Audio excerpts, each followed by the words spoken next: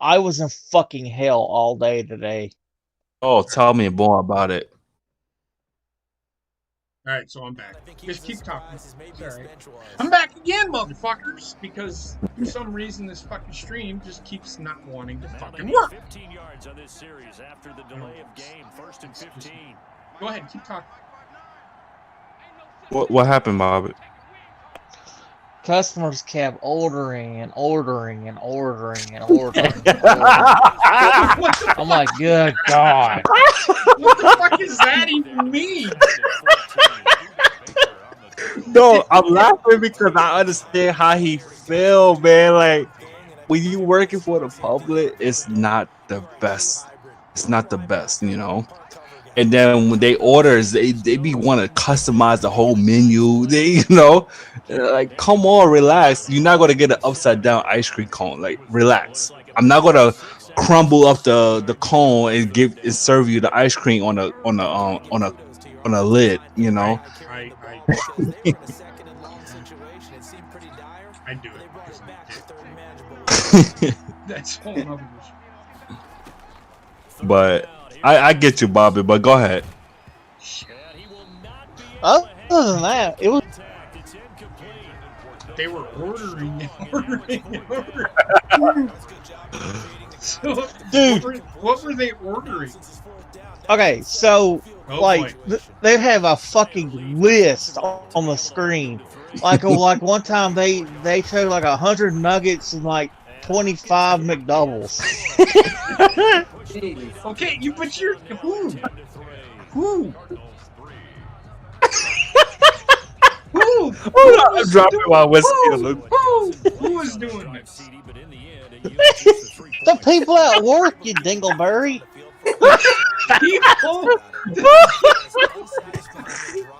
Bobby, have you been drinking? Because that was great. What? Oh, excuse me.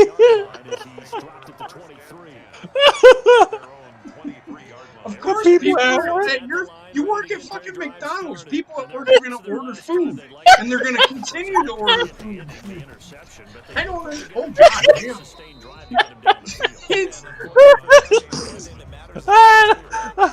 I had a hard day. Everybody went to the bathroom. I hope you were trying to be funny, because that was one of the funniest things I've ever fucking heard. It was great. Oh my God! But I'm pretty sure he got a reason why he said what he said. So let's hear him out. I don't know if I want to. And then you had this one fat cunt. And then you had this. Go ahead, Bobbin. I'm sorry. Go ahead. She fucking orders 25 Big Macs. Keep in mind, there's a Diet Coke at the very end of the order, and there was nobody else in the car except for her. I've been there. She was gonna freeze them for later. And what? Her fucking vagina? Oh, Bobbin, I don't know what I'm fucking doing. Oh my God, he is low key funny though. Oh my God. Can he? Pick six! Pick six! Oh, I am playing full again. I am beating up on the Arizona Cardinals like I did last year. The more I drink, the better I play. They're bowling. The more you drink, the better you bowl. Actually, that is true. When I bowled my 300, I couldn't even walk, and I still bowled a 300. Like, they had to remind me that I was bowling. The guy that I was bowling with, he owned the bowling alley. He had to remind me that you are going for 300. You do realize that, don't you? I'm like, good for me. I walked up there, first ball, pocket shot. Fucking hold it. Second ball, pocket shot. Third ball, I tripped. But where I slide, I am like a good 2 feet back. So when I tripped, pocket shot. rattled the 10 pin, and then it kicked it, knocked it over, and the owner of the bar, who coached me on how to fucking pick me up, he had to have knee surgery the next week. Oh my God! And this will be incomplete. But yeah, Physical play on the football there, and it's second down. I was so fucking shit-faced. I don't even think I could. In fact, I couldn't even walk out. The girl I was dating at the time, she had to help me to the car because it was party time. Oh shit! And then I threw up.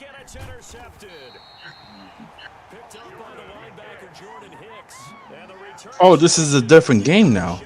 Yeah, I'm playing Cardinals. Man, you were in your conversation. I moved on to the fucking Redskins, and I moved on to the Cardinals, and your friend was talking about politics, and I was like, That was my responding to sister. everything she was saying, which is fine. It's all good. It's not just simply anticipation. Yeah, we honestly don't really talk. This is the first time we talked about it, and somehow we have the similar mindset. But you have to remember, Trump doesn't give a shit. But if you're going to vote for Joe Biden, you can't say he gives a shit about you either. No, and that's Ace. I'm glad you said that because I know that he don't give a shit, and another exactly. I don't know who to vote for. So the funny thing is, Ocasio-Cortez, she don't give a shit about you. She don't care. She only cares about passing her agenda. She doesn't care about you. It's all about her agenda. In fact, every politician is like that. The reason why Donald Trump is different is because he doesn't try to pass his agenda. He's not about an agenda. He's really not.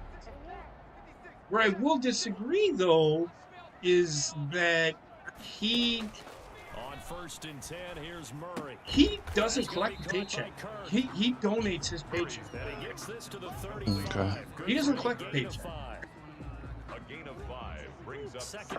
And it is illegal for him to use his money to campaign.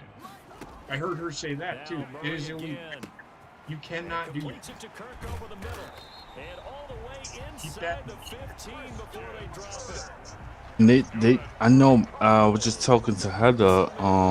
They talk about politics all like not all day, but like they good amount of hours of the day, and I just be quiet or and because I personally don't have nothing to say about it. Right. I don't know who to vote for. Y'all could talk it out. Y'all could dish it out. I don't know. I don't care. I'm not offended. So what do you believe? That's what do you want? And keep in mind, she is right. They're going to say they're going to do this, but I have yet to see any politician do it. They're going to do just enough. They're going to do just enough to get themselves voted. But what do you believe? What do you believe? I believe in good and bad karma. I also believe that we need to help. Okay, so that aside, when it comes to, are you more worried about the economy? Are you worried about immigration? Are you worried about, what are you worried about? I'm worried about economy over immigration because I personally work and I would like a substantial amount of money coming in so I could pay my bills and keep a roof over my head. So you want to vote conservative, which is Republican. That's what that is? That's what conservative.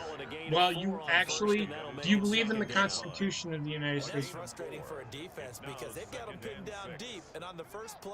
Vaguely. What I mean by that is, do you go by what the Constitution says? Word for word. Do you go by what the Constitution says? So all men are created equal. I don't believe that. You don't? Okay, so you don't believe that all men are created equal? No. 9 yards to pick up there, and it's a first down. So from inside the 20, here's first and I believe all men with money created equally.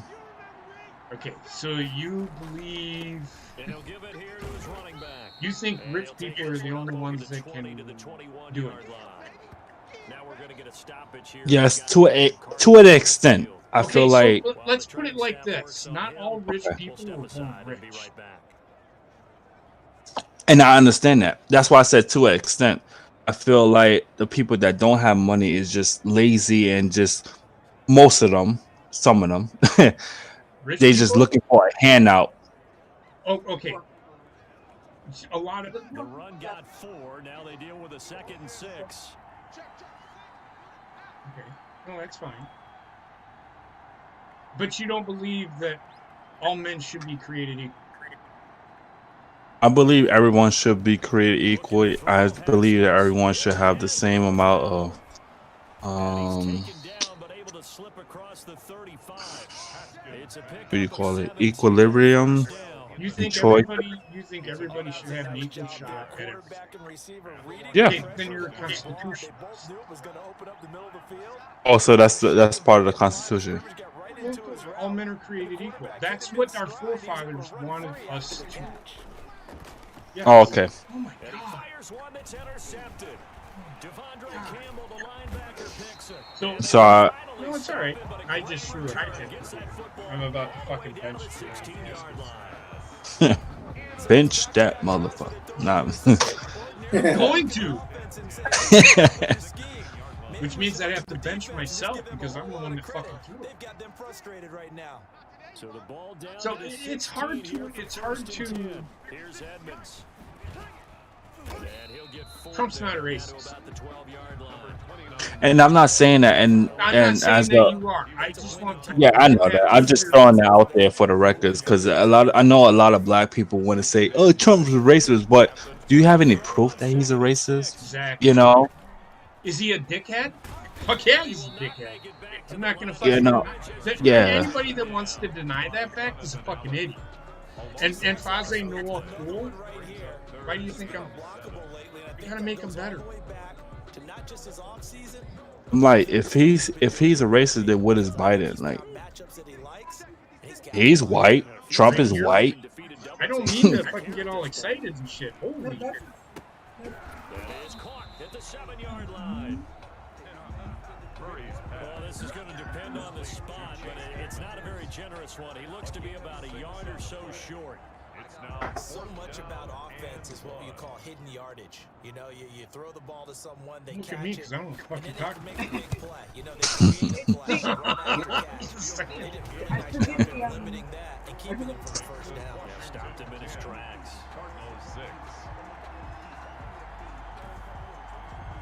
So another good job defensively because they've allowed 3 trips into the red zone, but only the 2 field goals. Yeah, that's the bend but don't break, isn't it? And they really didn't get broken at all because Well, he's dead. No.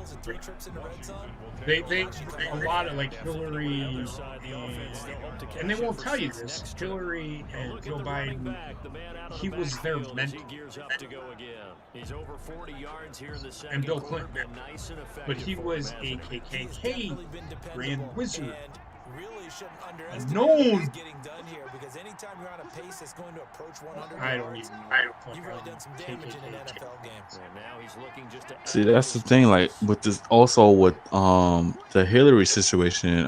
What was it? Trump versus Hillary. Like, who was to say that Hillary would have been a good fit for the country? Well, You know what I'm saying? You Like, know why Hillary lost? And it had nothing to do with if the election was in. I heard that. The election, there's no way the election was, because if the election was fixed, Hillary would have won. but she did won. She did. I She was won watching it. Okay, so so when you're saying fix the popular vote, so I'm going to explain this in layman's terms. Okay. Everybody sits here and talks about the popular vote. How the Democrats, you know why the Democrats want a popular vote? Because your vote wouldn't matter. And you live in New York, so your vote would matter. But you look at Wisconsin, we have our state. I think our state has 4 million people. Look at the city of Los Angeles. How many? You look at the population of Los Angeles. pretty much cancels out the state of Wisconsin. As Yeah, far as 4 voting. million. That sounds really low for people. So why do you think the popular vote is a thing, or the electoral college is a thing? That's why. Because if it wasn't for the electoral college, my vote wouldn't fucking matter at all. Like, why would Wisconsin even think about voting, even though it is predominantly has been a blue state? It wasn't a blue state this last year election. But why would I vote if Los Angeles is going to cancel out my vote? You might as well just let Los Angeles and New York vote and then declare the winner from that, right? exactly. That's why there's an electoral college. That's why that vote matters. That's why the Democrats want the electoral college to go away, because it benefits them. It already benefits them, to be honest with you. Think about it. California has 55 electoral college. That is almost 25% of the fucking vote. In fact, I think it's over 25% of the electoral college votes. It's like really close. So that in turn, when people say the popular vote my ball sack. It doesn't matter. You can sit here because honestly, Wisconsin votes, Los Angeles votes, California is going to win every fucking time. People don't understand that, but yet they just want to fucking Donald. And then whenever you throw that argument at them, Donald Trump's just a piece of shit. Okay, so he's a piece of shit. Vote him out next time. Do you feel the same way about Florida? How you feel about California and Wisconsin? Florida is a toss-up. Those are actual battleground states. Florida, North Carolina, Pennsylvania, Ohio. That's where if you were a Democrat, that's where you should be campaigning. Not, oh my God, I didn't call timeout because I'm sitting here talking fucking politics with fucking Rayshawn. I'm ahead. But the thing is, people don't understand is electoral college was put in place for a reason, and the founding fathers knew why?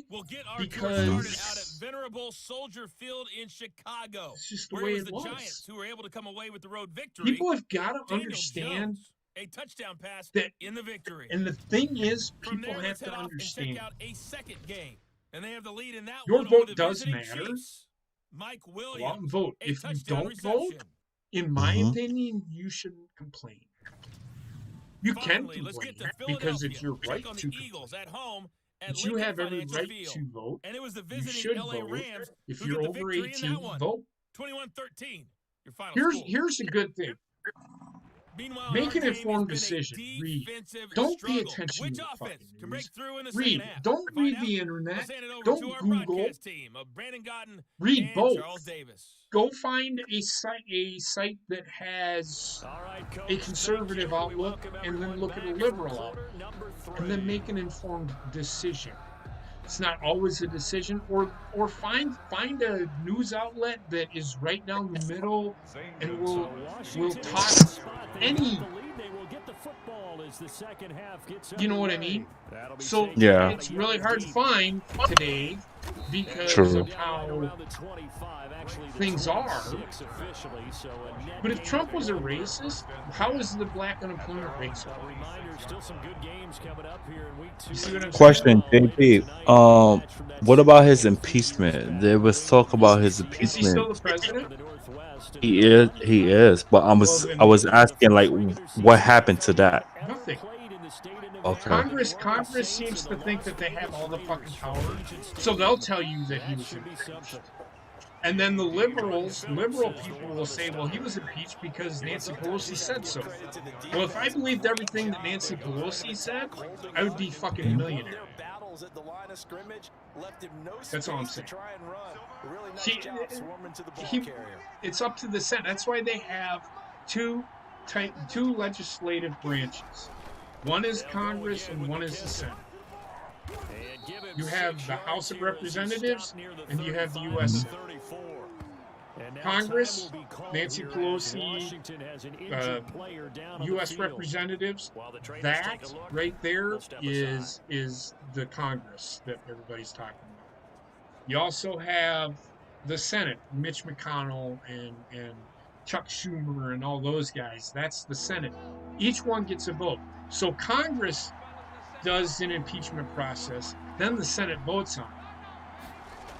If the Senate denies it,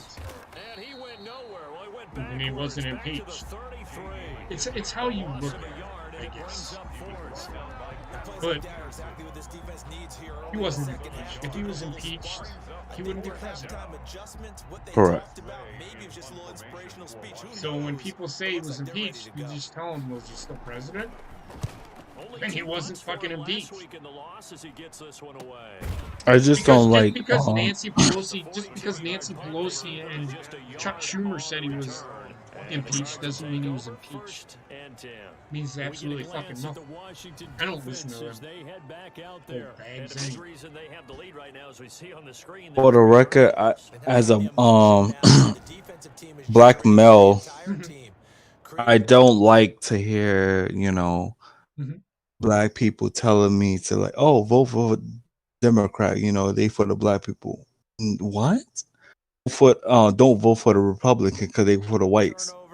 I'm like, that's not really giving me any like. It's not giving you an insight. It's what you It's what you believe. If you believe that the economy is getting better or will get better, then vote whoever you think is going to help the economy better. I'm not going to vote for somebody that's going to say, well, you have to vote for me before I say anything. Well, why in the fuck would I want to fucking do that? That makes no sense. It's just like when Nancy Pelosi said, well, you have to vote for, how did she say that? You need to vote for it to see what's in it. What the fuck does that even fucking mean?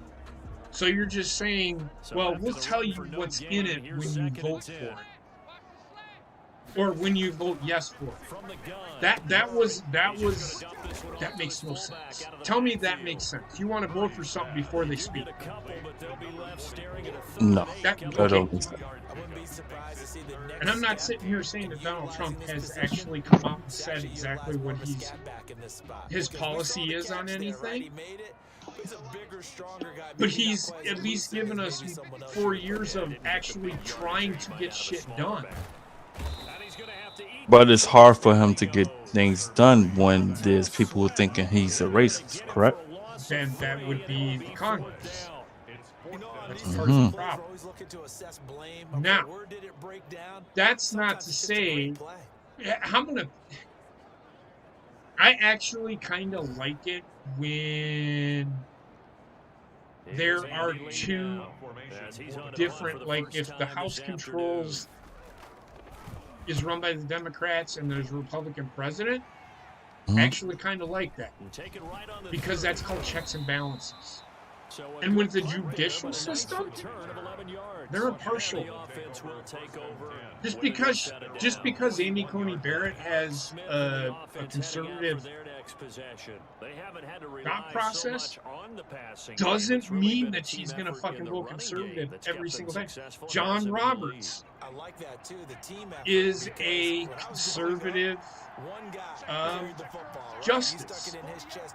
But in the last 3 votes, he's voted on the Democratic side. So, Joe, so just because, do you see what I'm saying? So just because it's all about the law. And if the law says that this makes more sense, then that's what's going to happen. There are certain things about the Affordable Care Act that need to be taken out. But on 2nd and 10, Smith. Oh shit. I got him. Dancing to his left. Oh my god, why did I die? Politics are one of those things. You just have to make an informed decision. Understandable. And right now, I'm questioning you because I'm trying to make a understandable decision because I don't understand. I remember I was young and it was I believe it was John Kerry and Bush, and they was just shitting on Bush, and I was like, I used to be going. I used to go to church. Like I guess you Yeah, would call me a Christian. yeah. And I would always question, and they would always say that, "Oh, that's the devil." I was like, "No, it's not the devil. It's me. I'm honestly want to know why you're telling me this. Why are you feeding this to me?" And they were during George Bush and John Kerry. I was like, "But should I? Why should I was young at the time. I couldn't vote, but eligible. But why John Kerry should be the president? Oh, because he's Democrat and he's for the black people. I'm like, and I was young. I was probably like about 13 years old, probably 12. But why John Kerry should be the president? Like, you can't just tell me he's for the black people. Because he's Democrat. That doesn't make sense. Right. Because Bush could have been for the black people, and he's Republican. So it's like, teach me, tell me, And then when I was eligible to vote, and that I was raised on what I was told, I did vote for Obama, and he didn't do nothing. He did nothing that you wanted him to do. Yeah, he didn't do nothing, in my opinion. He didn't help me out in some sort of way. I kind of didn't need him, Right. And it's like now this is like my second time to vote. Mm-hmm. I'm still trying to figure out who to vote for. Like, why should I vote for Biden? Why should I vote for Trump? You get what I'm saying? And all these questions that I'm asking is like I'm trying to get a definitive answer. I would, to be honest with you, I would vote for the constitutionalist guy, but he went to prison, so I'm not voting for him. I 100% agree with everything. He did some money laundering thing and went to prison for a year. Heather, do you want to sit here? You can go ahead and continue. I'm gonna. What's up, basement? What's up? I was just gonna say I 100% agree with what Rayshawn was saying, especially like when you started talking about it. It's just like, I mean, you're raised a certain way where like everybody tells you like do this, do that, and I mean, I had the same experience with religion that you did, where it's like you kind of get like chastised for asking questions. And do you really want to raise people to be that way? Shouldn't we be asking questions about every fucking thing? Exactly. Instead of just, sit there and be like, well, it's the devil, or it's the bad, or it's the whatever. Because now, like, look what happens. You get, like, a majority of people that they don't want to ask questions. They want to be told what to do, and they want to be told what's wrong and what's right. You're fucked like that. Yeah, exactly. Yeah. I mean, that's why I pretty much stayed away from religion my whole fucking life. I don't think religion is bad. I just feel like when anything that's out there kind of like shuts you down for being curious, it's not great. And when I say like there's a safe version of curiosity, and then there's obviously like things you should not do as a person. But like I don't think like if the kid has an answer and religion can't answer that, then at least tell them that that is we don't know. Like or like don't shut somebody's curiosity down because it's you label it as wrong. Exactly. I'm going to be as honest as I possibly can with Monday. If there's something I don't know, her and I will sit down and research her question.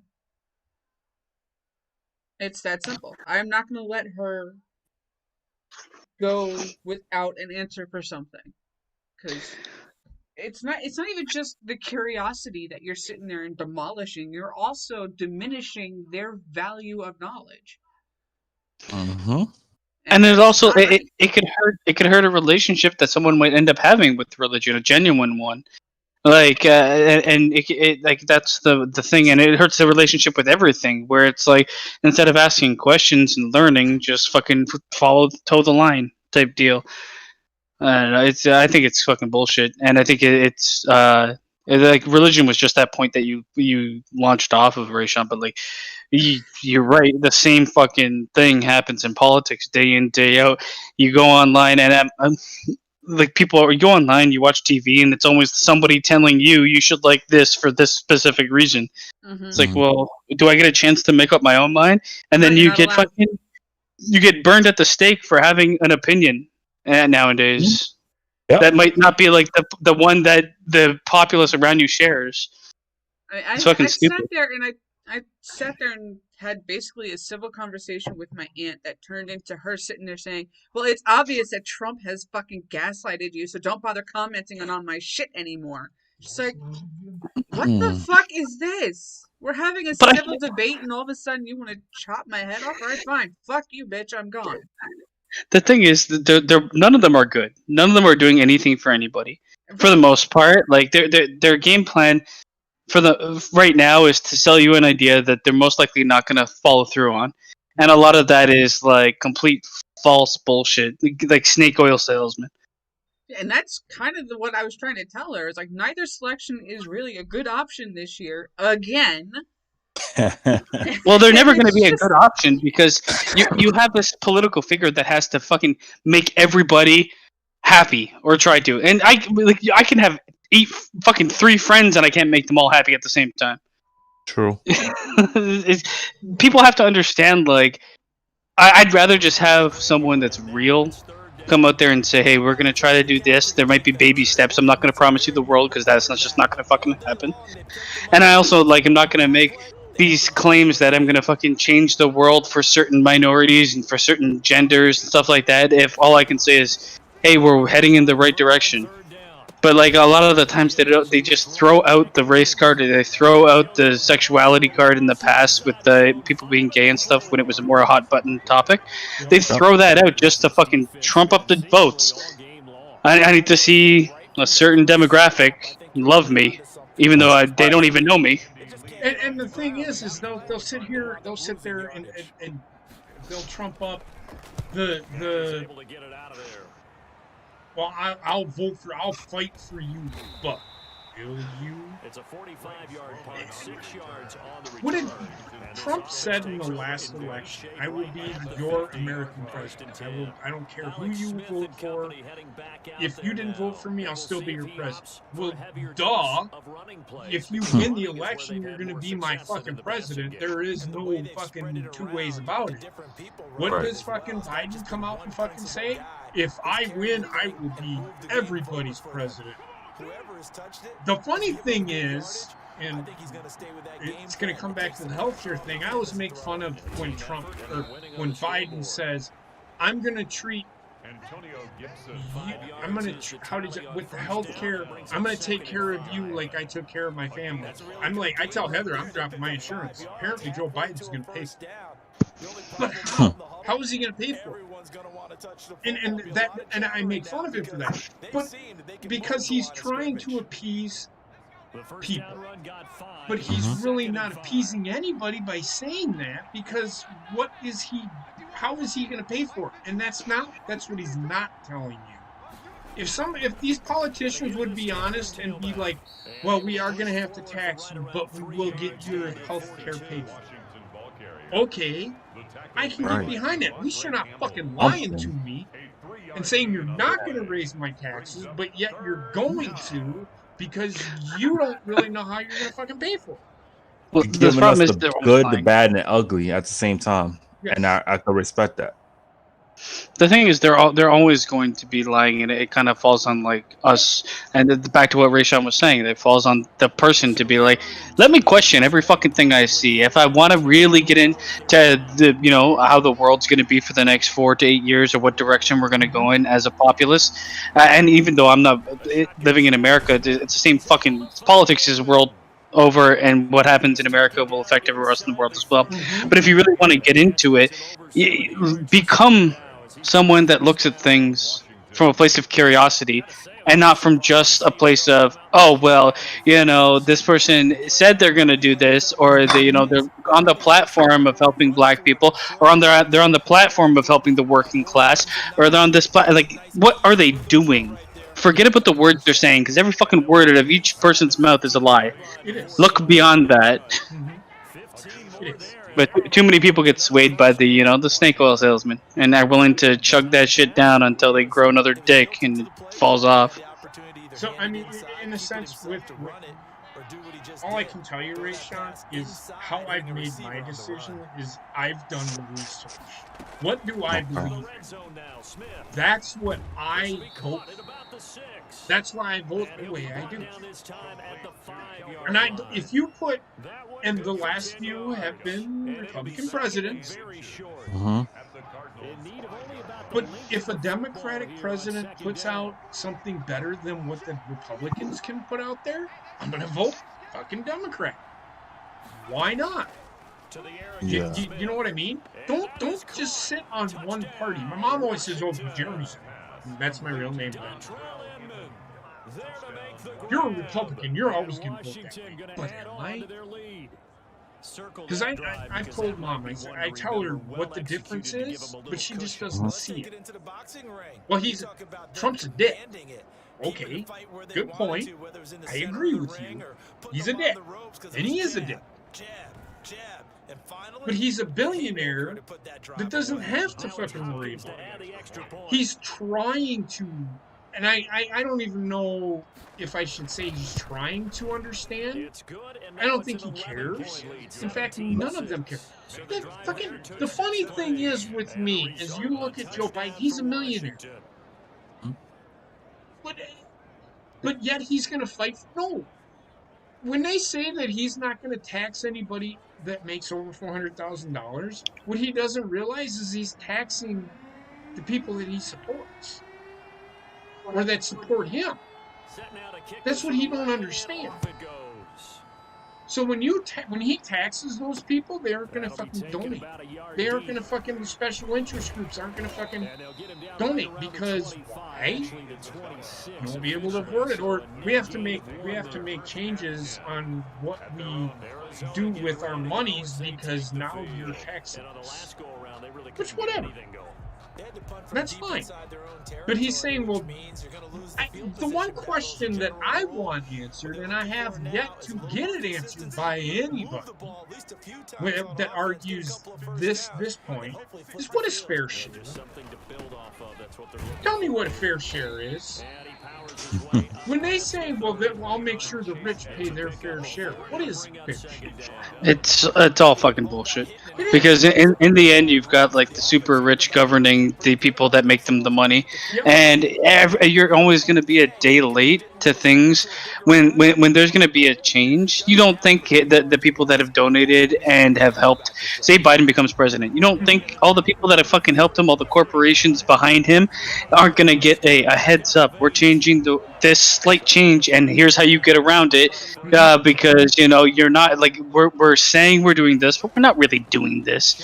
And this is where I as a person, and I know I'm not alone, where I just kind of fucking put my hands up and kind of give up, because like, how you expect me to choose a candidate when I might as well fucking close my eyes and shoot in the dark.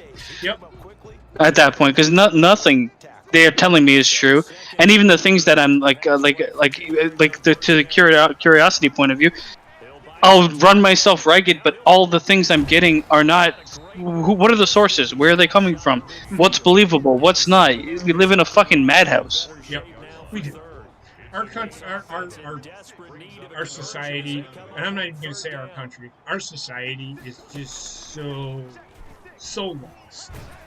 We're so lost because we are fighting against. We should be.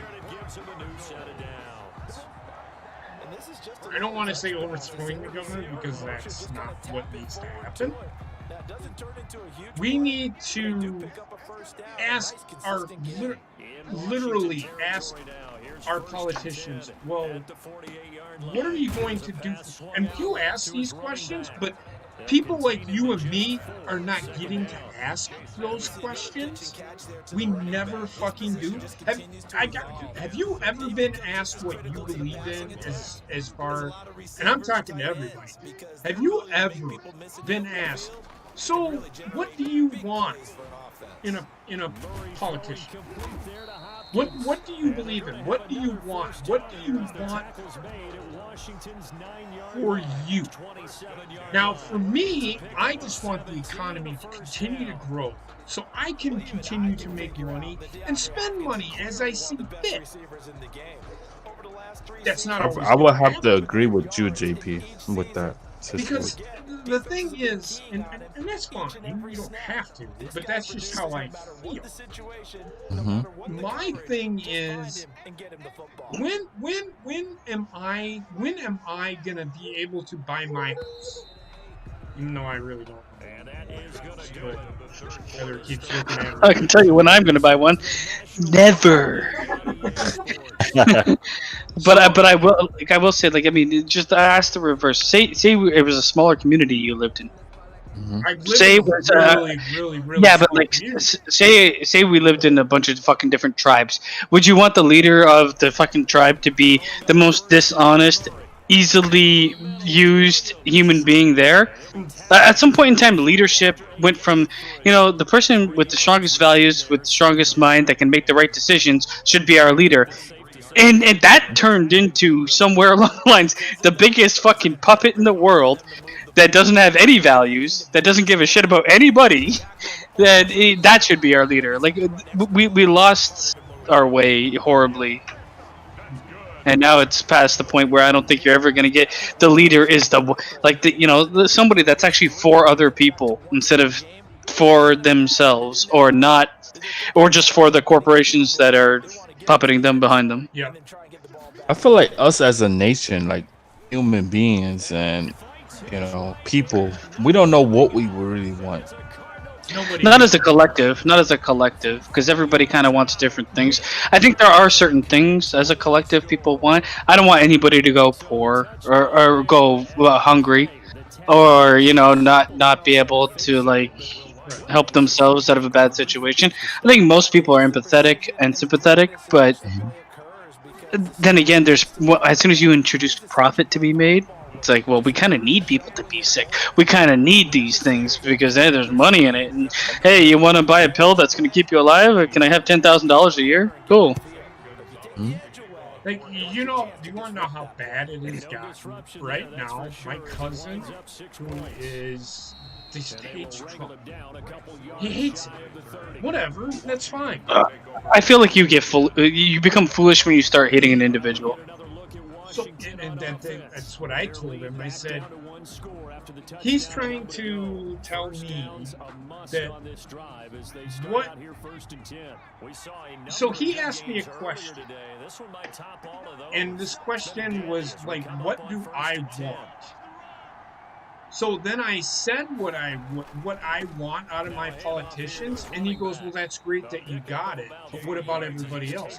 Well, why in the fuck would you ask me that question when you knew you were going to shit on what I fucking said? I want the impossible, which is someone that tells the fucking truth, and you ain't gonna get that. So what I'm getting at is, right now our society does nothing but wants to fight. Everybody fucking wants to say, well, this is why I like this guy. This guy is more in tune. No, I will say that is a bit more of an American thing than probably anywhere else in the world. It is, and you are right. Well, especially. And I mean, you've got a huge history of fighting constantly, and your nation always seems to be at peace when it's fighting someone else. As soon as they have to stop fighting some other entity, and they just end up fighting each other. It's like you got to have some sort of fucking fight in you for some reason. Nothing can be good ever. I just don't. I don't like that. We're people that shouldn't be at odds are at odds over politics today. But that's because people pay attention. Okay, if you don't sit on fucking Twitter and you don't watch the news religiously, and if you were able to go outside and interact with your fellow men on a regular fucking basis, Right. you get to a point where you realize that no, you're not at odds with your neighbors. You're not at odds with the street. You're not at odds with the person at the store. For the most part, 99% of people can get together, get along together. It's only when like there's this shit happening where people are told to hate each other and they listen to it because something happens and it's you have a population of billions of people, yet this one incident changes the outlook of billions of people. And I mean, in some cases, I get it and it makes sense. It should change certain mindsets, but other times it's like, it doesn't mean you hate each other. It doesn't mean that every situation is like that. Yeah. Like, I don't know. It's just the world is a sad place, man. It is. I mean, like I said again, Rayshawn, I know you're asking questions, but make your own informed decision. All you got to do is do research. And it's more than that, man. Do the research, but where you're researching, it's like everything. You got to be careful. And I said that you got to be careful where you're researching, because if you research the wrong place, like I said, don't just research Google, because Google will tell you, depending on what do liberals think, and it'll fucking research the most fucking far left fucking Alexandria Ocasio-Cortez thing, and it'll tell you, well, Trump wants to do this, which is in fact not true all the time. Not saying that it's not true, but man, I'd say it's really hard to do the research, but and then just go with your gut. Go with your gut. Well, I would say and even I fail to do this, and I'm pretty sure we all do. Is like when you're researching or trying to find out exactly what you want to think or what you're curious about, don't come from a place of outrage, not rage, outrage, because 99% of things you're gonna read are gonna, though you might lean 2 degrees to the right or 2 degrees to the left, they're gonna use that 2 degrees as leverage to be like, aren't you mad about this? Aren't you mad about this clickbait title about something that might not even be true? Aren't you crazy? Isn't this crazy that in a world where this could happen and change everything? It's like everything's made up. Everything is fucking making people crazy. That's all I'm saying. And I can't believe I feel this. I'm the only person that feels that way. Because I feel fucking insane 90% of the time. Right. Yeah. No, I got it. But yeah. So Rayshawn, just make the best I can tell you is make it a own decision. Go with your gut. A lot of times you have to go with your gut. I hate to say that, but go with your gut. What do you think? And if one gives you something and they give you the right answer, then go with that. That's all I can tell you. I also don't think anybody should hate somebody for voting one way or the other. No. And that's another thing. If you vote for Biden, vote for him. But who cares? I don't care. My dad last week, and he's sitting there trying. Yep, I am Oscar. I am trying to build this team. I keep fucking it up, but I'm trying to build this team. I swear to God. Because I'm actually moving them. Because hands it off out of the gun. And a short gain here across the I'm actually winning this game. Probably fucking lose because You're actually doing a better job than you did with the Eagles. What it is, man. But I came back with the Eagles. You're not paying too much attention to the game, and I think it's just like going through the motions, man. And that's working. Because you're talking about politics. Yeah, and well, last week, and I fucking destroyed the 2 teams that I fucking played. It's your secret power. You gotta remember that I can't fucking fast forward shit. Because I got to this point last week. Catch it. And he's taken down, but not before First he gets down. this across the Look at me go. 25-yard line. All right, guys, I gotta go lay down for night. All right, man. Thanks for Right. being here, buddy. No All problem. right, I'll have a talk great to you night. guys. Good You night, too. Happy Trey. Halloween. I'll talk to you guys tomorrow night for the tournament. Yeah, I was just going to get into that, too. Nighty night, baby. Night, man. Oh yeah, it is 31st. Happy Halloween. Yeah. Happy Halloween, man. Yeah. I'm gonna dress up as a fucking bum. Happy Halloween, y'all. I'm gonna get naked. I'm gonna paint my stomach to be a pumpkin. You're going to staple your stomach? He's gonna paint his stomach to be a pumpkin, and I'm gonna plow that pumpkin. That's I don't know about y'all, but I spend a lot of money on my costume. I'm being myself. Shit. Then every day. So who is in the where are you up to? The quarterfinals now? Oh no, man. Actually, I do know. I can tell you. Pazuzu. Let everybody know who is in. You don't have to tell them who they're facing, but just let them know who is in the quarterfinals. Pazuzu has been eliminated That's twice. But that's what happens. Oh, hold on, Rayshawn. You a fan of horror movies at all? I'm gonna take your seat. Yes. I love horror movies. That's my comedy genre. Well, that makes sense because so many of them fucking are so bad that they're comedies, or they like just bridge into that fucking genre. Who's your favorite like horror villain? They changed something. Go ahead.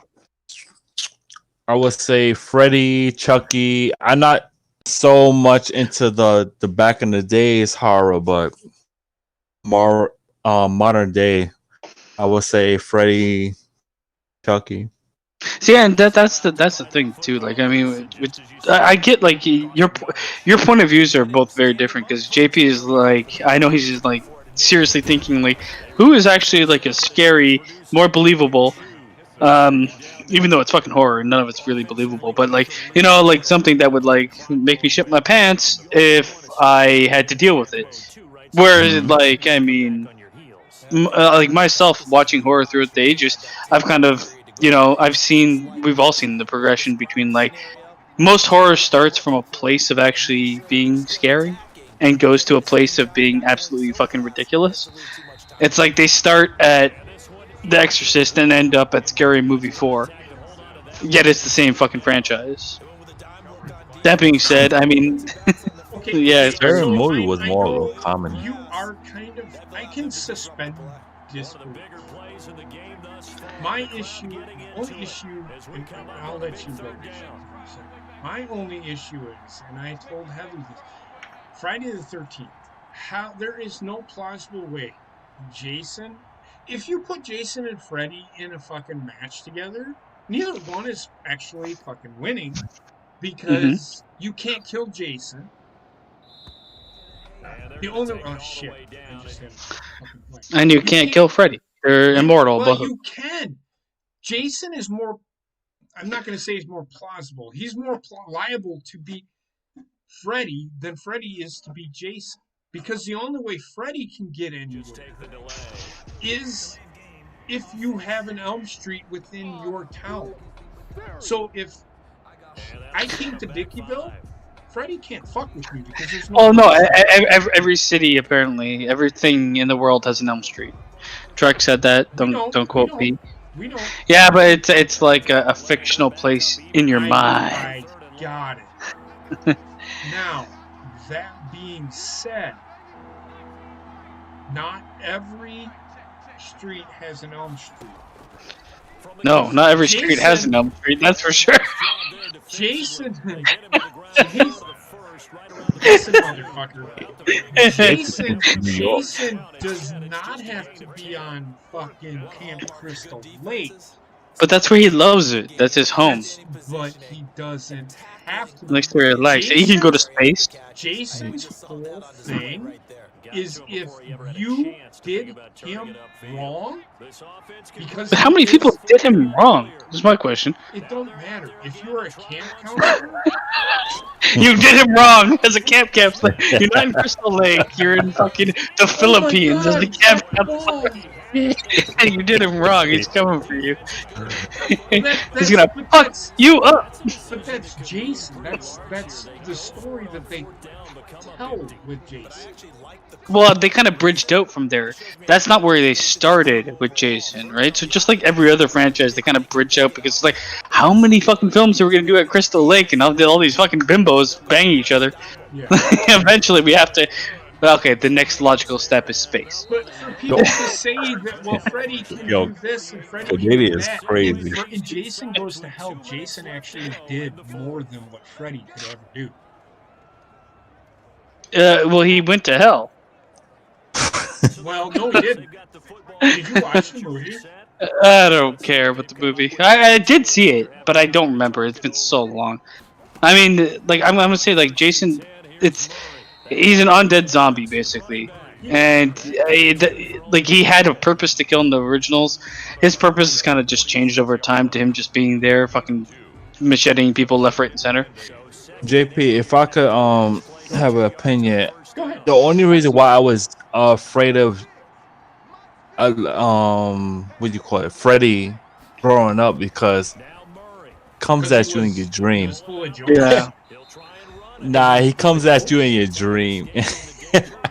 I feel like even as a kid, like when you watch something, you're not really watching it for the, like, especially with horror movies, you don't really watch it as much for the dialogue. Mm-hmm. It's just like the idea of Freddy is scary because you can't escape sleeping. Right? You just can't escape sleeping. Is able to fucking do it. Jesus fucking Christ. He's Freddy. I feel like with Jason, like, there's a chance that you could actually kill this motherfucker and be alive versus Freddy. You can like disintegrate him, right? There's just fucking like it's something you gotta do with Jason, like don't be a teenager having sex and you're okay. You know?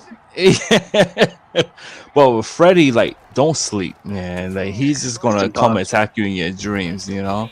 And you need to sleep. Like, I've been awake for 48 hours, and I was walking asleep. Walking, and I fell asleep while walking. I don't remember how I got home. It was really weird. It was fucked up. But that just proves that he will come for you. And then he's going to be like some sort of fucking comedy act. He's going to show up out of nowhere with long-ass arms. Being like, 1, 2, Freddy's coming in you. And I can understand JP, like, I mean, he's older than us, and he, you know, he's wiser. Well, and if you want to go ahead. No, I mean, like, what I was gonna say is, like, he's white. You're wiser than us, and I feel the same way with the. Yeah, you're white. No, but I feel the same way with the Batman movies, with like being wise and, you know, intelligent. Nolan is just like, he didn't need to be a part of the Batman franchise. Versus, but he did use it as like a launching point for him to make whatever movie he wants to make after that. So you know, I feel like it was just okay. I don't want to get into Batman too much, but I understand. But like, I mean, the other thing too is like with a lot of the horror movies that were around with JP when he was younger, and he's not that much older. It's just like, you know, there's that year, there's the 10-year gap or whatever. But again, those movies never entered the realm of like super comedy. Plus, they also didn't enter the realm of being like, hey, have you seen the 8th Freddy movie? Have you seen the one movie that exists for this thing? Yes, and it's scary. So that's where I was gonna go with this. My next thought was that the reason that I hate Freddy Krueger isn't because the first movie was okay, and I kind of got the comedy of things, but then they did the next fucking movie, Yeah. and it became exactly what that was. It became nothing but comical bullshit, And I Freddy guarantee you, turned into nothing but, oh, we're gonna make this guy funny, but he's not. if He's not really if Jason could talk, they would have done the exact same fucking thing with him. Because they did it with his actions.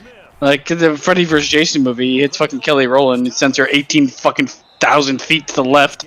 Like, well, what kind of machete attack is that? I thought he cut people. See, JP, you're probably watching the Freddy movie as probably like a teenager versus me watching as a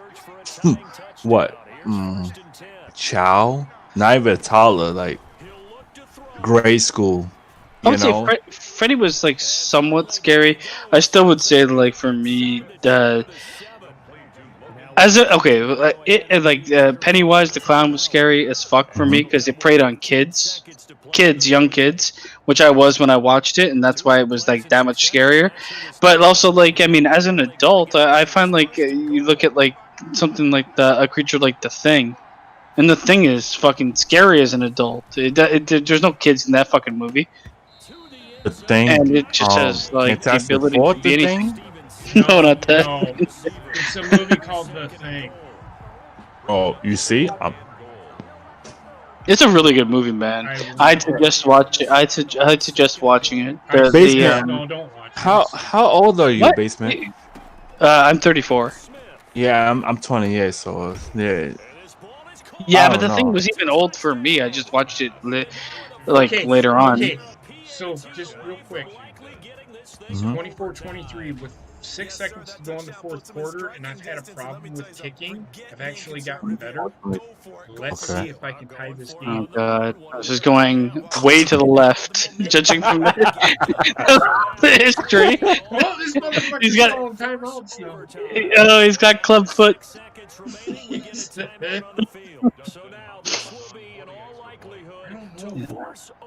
I believe in you. You've got an angel with you right now. Oh no. Oh no. Mm-hmm. Oh no. Yeah. Oh no. Ooh. Okay, so we're probably going to overtime. That'll be a good thing. Washington and Arizona, I could see that. Well, I was actually tied, and then I decided to fucking risk it, and he put 6 on me, so I had to go drive down the field.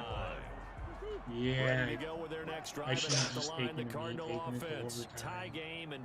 Well, I could see that actually in real life, though. Like Washington, Arizona, tying. Oh no, God, fucking Arizona.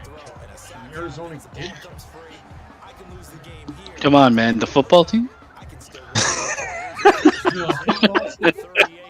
They're actually called after the sport. Come on. They gotta be ridiculous. Oh no. Oh no. Oh no. Oh yeah. Oh yeah. Oh yeah. It's fucking. Oh, thank God. Fucking legs the Jet Williams. 83 fucking yards. I completely shut this fucker down. You know what? Fuck Kyler Murray. I'm gonna fucking break his fucking legs. You're actually doing decent on my what do you call it? What's that shit? He's gonna be a paraplegic. Fantasy? Yeah, thank you.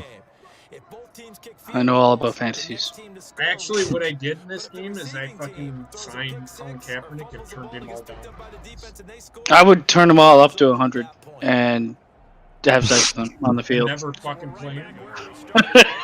The best player there ever was. Sign him to $0 fucking and have him sit on the bench at 100. Fuck Colin Kaepernick. Whatever, sign him to a Nike deal. He makes a lot of money. He's a garbage. I mean, I don't know much about him as like an actual athlete because everything I hear is not great. I know he had like his time in the sun, but kind of fell apart. The what he's just become is like a face of a movement. But also, like, even then, in my mind, I'm like, I don't even know if he knew what the fuck he was trying to do to begin with. Which is, I would have much more respect for him if he kind of did. But I don't know. I don't know. Like, I don't feel comfortable talking about him because I don't really know enough to fucking say with any sense of what I'm saying. There you go. Well, he's gonna have to take a knee. He's gonna have to take a knee to do it. So makes sense. Brillo pad for fucking hair. Shit. He's got beautiful hair, and he looks like a Muppet kind of. That's kind of how I feel about Patrick Mahomes. I can't share. Patrick Mahomes looks like Darlene. He does. In a sense. I just. I don't. I don't want to. I don't want to. You and Bobby playing tonight? Pardon me, there. Land on it. No. Yeah, I'm here. All right, well, get ready, brother. Uh-oh. It's about to be a showdown. Let's get it. I don't think you're overhyping it because cliches go out the window when you start to play overtime. And you're right, the winner of this game now. Hey, Bobby, are you up to pick Panthers? Actually is an extra hurt for the team that loses. Probably. I want to whoop JP's ass, so yeah, probably. Into Cardinal territory now. It's 1st and 10 at the 47. He's been talking all this shit. Yeah, I trust me. I've been hearing low key. Especially last week, when he had that little I think what was it? Update or install? Issue. Make them stop you, and until they do, keep going back to that well you just spoke about. He still was talking shit. Right? Bobby, you better come with your A game, man. And he's going to be stopped up just short of the first down at the Cardinals 34. Yeah, Kyler Murray. Keep you on. I'm gonna come with my A, B, C, D, and E game. I hear that. Bring the D, man. Bring the D. Keep the sticks moving. Oh shit. Oh no. Bring the D.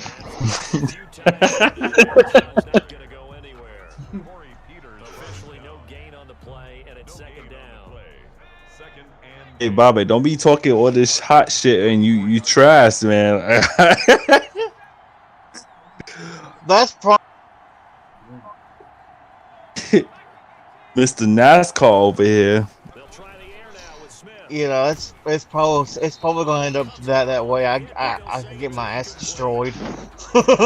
You just believe in yourself, man, and you can become anything. I don't know what the term is. Disney. He's picking the Panthers most likely. You know, 80-20. You know, he's losing.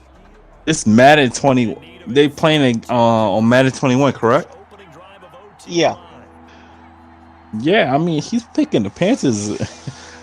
What did they do in 2020?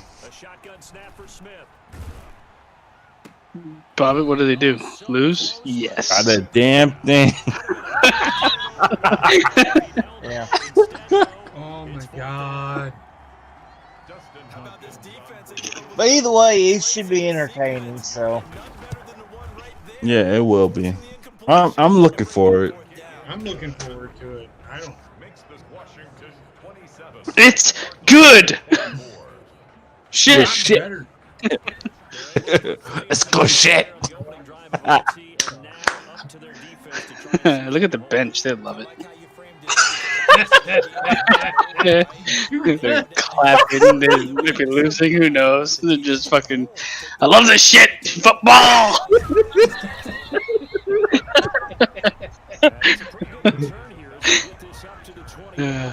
Number 17. Is his name Isabella? Yeah. No, He's that's one of the not- Melon twins. He's the triplet that nobody talks about. One of them was born with a dick. Man, come on, man. Come on, man. It's not going well for you. No. But you're in the lead. Whatever, man. Yeah, he's in the lead. You can just run the ball the whole fucking game. I don't have the Oh, it's ball anymore. overtime? Shit. Yeah. Oh, Oh, look at this fucking jet legs McGee over here. Jet legs. Oh. I know, right? Murray's fucking you up, man. Oh, look at that! There's the bench. Hey, Murray. I don't know, keep it on. I love it. This shit is good. I love football. Murray's kind of playing like Russell right now.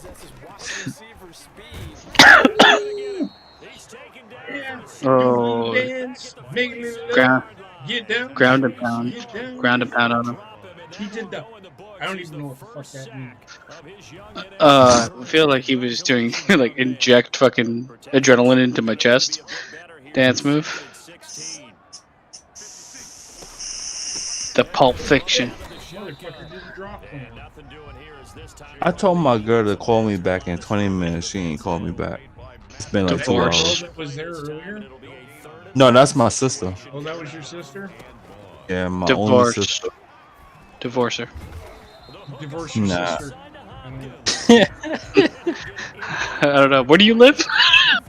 That might actually be a thing.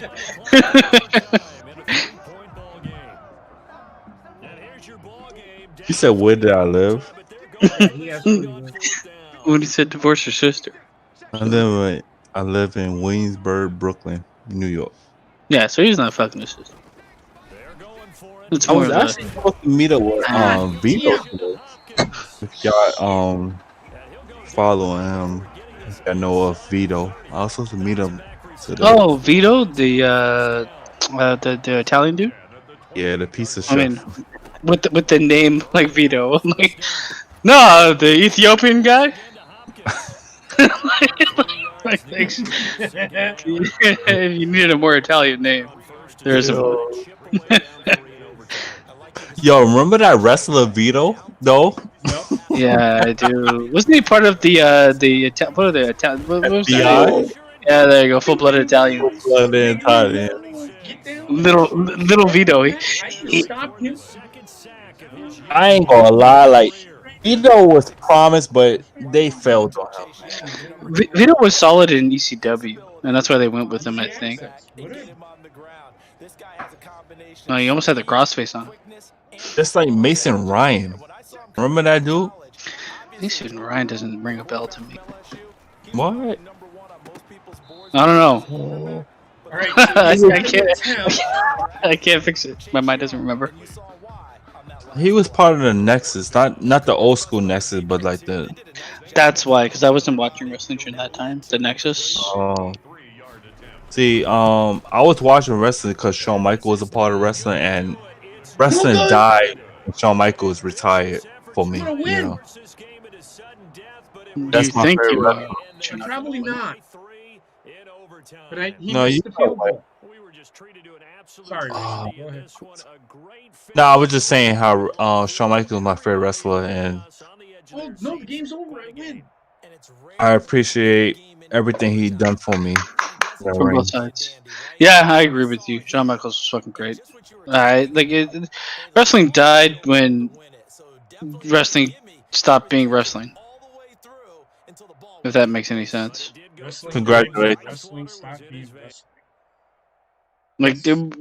Yeah, like it just became fucking soap opera bullshit, and the people that were running the matches were just like, here's the part in the match where you put the arm bar on. Here's the part where they kick out of their third finisher, and here's the part of when you win. Yeah. I just Stop miss being those like- days when you didn't physically see them communicate in the ring. Like they went out there and they worked, and you just was fucking entertained, and you was just like, and But do you think part of that is like you weren't looking for it, therefore weren't really looking to see it, Right. and now it's like with all the mics around the ring, it's like suplex, suplex, suplex. You good? Suplex. It's like okay, maybe you don't need to mic everything in existence. It's more visual now than it ever was.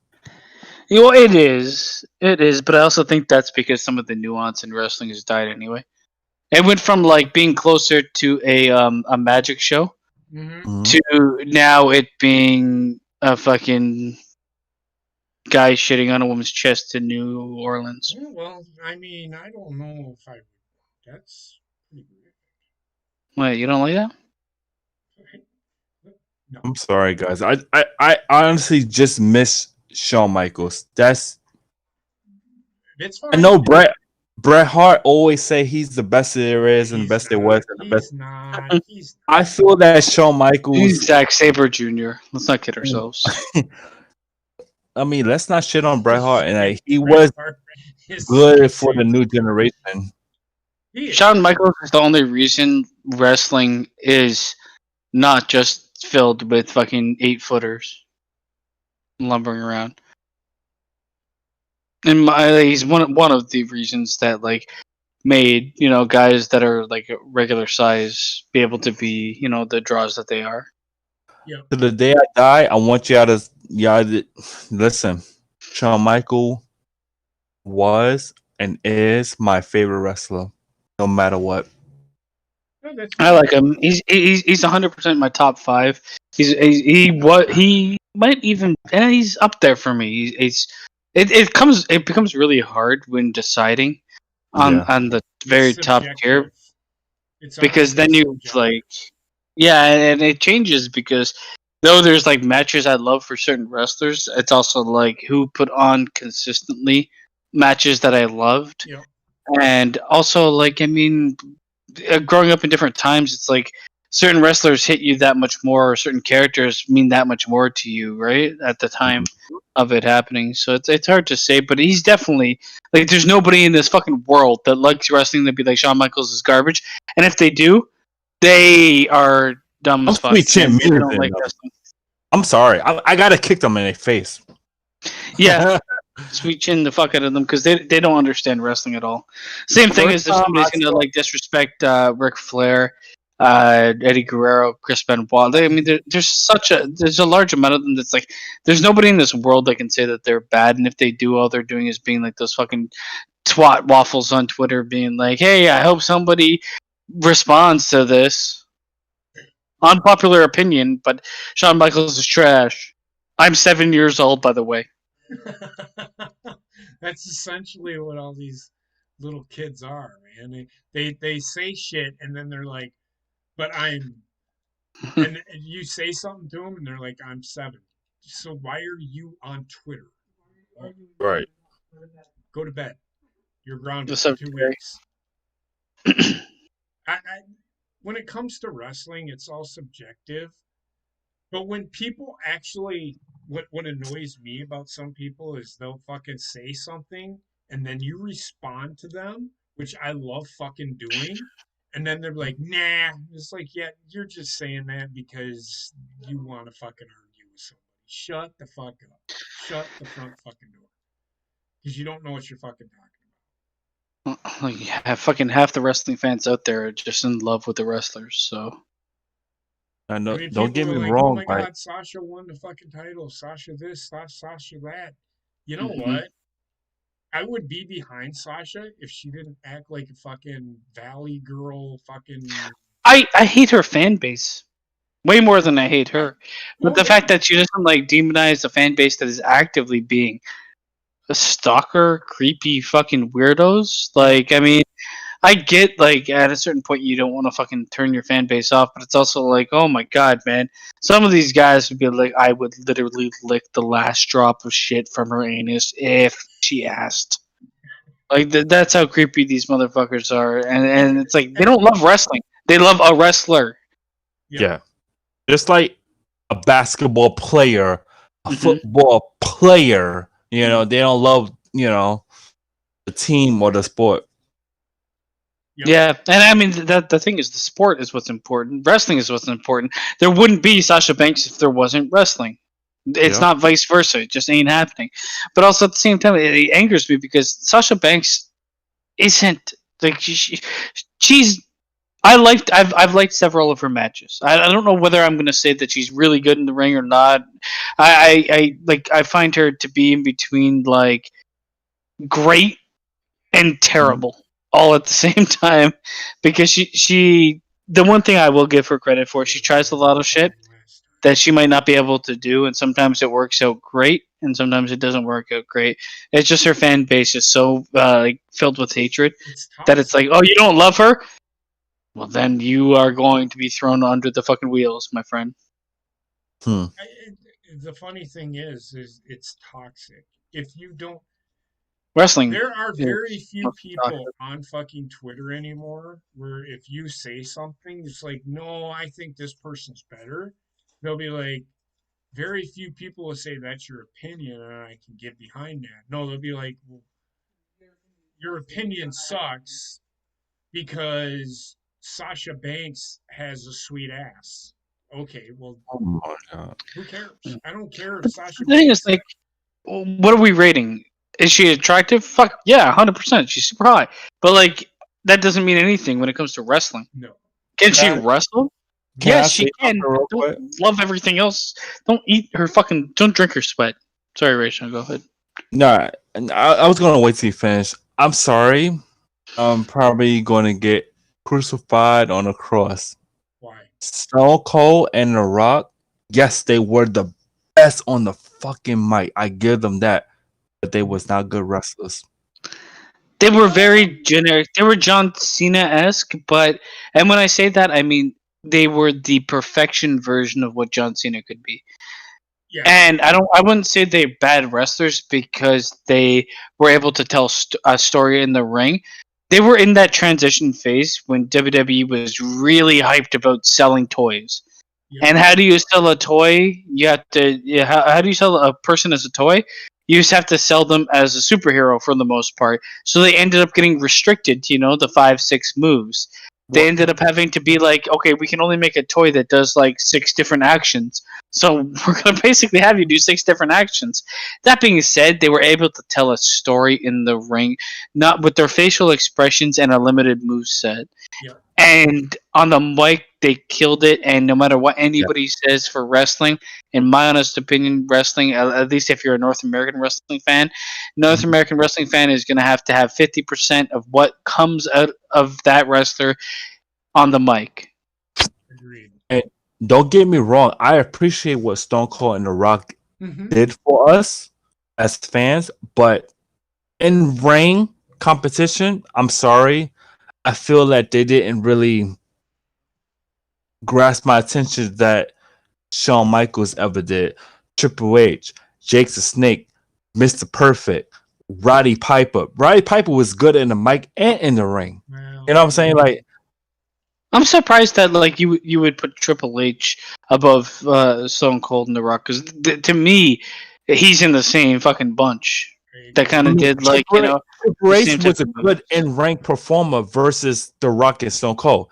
He was probably not as good as the mic as The Rock and Stone Cold, but I'm gonna, in my opinion, I think he was better in the ring than both of them. I mean, I respect that opinion because it's one that's just, they are, for me, they're very similar, all 3 of them. They just made all 3 of them, all 3 of them remind me of fucking Randy Orton. Because he's the closest you're going to get to that old school competitor, where you might have, 5 to 7 moves. Bobby, you about ready there, brother? Yeah, buddy, I agree I'm with ready. you. Yeah, you have 5 to 7 moves, but all those moves are so personalized. Like if the company is going to limit you to doing 7 moves, at least those 7 moves are going to be your own moves, even if they aren't the most fancy fucking thing in the world. It's like, you want to drop an elbow? I'm going to drop an elbow like my character. And that's why I respect all of them continuously. And that's why I also respect Shawn Michaels, Ric Flair. They all lived their character through the moves that they landed and how they did them. Nowadays, you look at a lot of wrestlers, and it's like, sure, Ricochet can do a bunch of different moves, but what is Ricochet's character? And what is Ricochet's personality? And does it come through in his move set? Does any wrestler have that ability to kind of make it bleed through into their move set? AJ Styles is close, but even him is not there. Like those guys turned their personality into their move set, and there's no wrestler today that is able to actually be a personality in the ring that matches the personality they are on the mic, except for Randy Orton. I what you just said, I can't like go against what you just said. You know, today's wrestling, I'm just honestly floating. Like I'm watching it because that's what I know, is what I was brought up on. But you're good. I mean, I also would say like you're looking at The Rock and Stone Cold, which realistically like led that transition into entertainment more than wrestling. So they did rely on that part of like a wrestler, a way more heavy. Like the entertainment portion was 70-30 of what they could do in the ring. Right. But I would say like what they could do is also like, I mean, Shawn Michaels is the more complete wrestler, but I also think that has a lot to do with what the federation at the time, or the company at the time, was telling what they can and can't do, because not only were injuries hampering Stone Cold, but Stone Cold was basically, I can 100%, I don't know it as 100% fact, but I can 100% believe he was told, limit the moveset. We need to sell you as what John Cena is, but before John Cena is that. So we need you to do, 5-6 moves. We need the kids to know, like, oh my god, that's the elbow drop. Oh my god, that's the stunner. Oh my god, that's like, that's what you can do. Because beforehand he was wrestling, he was able to do way more moves than what he ended up doing. So yeah, I'm sorry, Basement, but that injury happened what, in 98 or 99? It did. What? So, he had a couple injuries. I know he had one to his knees, but also like the paralyzation one with Owen Hart that kind of forced him to change the moveset. Correct. That's the one you're referring to, right? Okay. Yeah, so, that's the one that made him about like Stone Cold? close up vegetable. Okay, so Stone Cold got hurt in 90. When did he win the WWE title? In 98. When did he beat Shawn Michaels at WrestleMania 14? WrestleMania 14, 1998. Okay, so he got hurt in 1997. Okay. Because he got hurt around then. He then. got hurt at SummerSlam. Oh, okay, I got you. So he battled Bret Hart that spring, he battled right? Bret Hart at WrestleMania 13. And it was that spring that he got hurt. I mean, yeah, that he got hurt. Right. So the match between Stone Cold and Bret Hart, the I Quit match, when did that occur? That was WrestleMania 13. Okay, so that was a year prior. But even that, like, I don't know. I always felt like I don't need a wrestler to have a huge moveset. I really don't. But I love the fact that they play up a storyline. They play up injuries. They play up the actual storyline that's taken weeks before to build to this in the ring. They have emotion. They have expression. And that can even be like the taunts they do in the ring. All of those guys, Triple H, The Rock, and Stone Cold, all did that in the ring. They all really performed well. I will say The Rock was probably the third best of the three for me. Okay. Just because The Rock always like he was like an over the top type of figure. Every time like something happened, he's wide eyed as fucking go crazy, and he wasn't. I don't think The Rock was a great seller. He sold the same thing, the same way for everything that hit him. God, he was an overseller, in my opinion.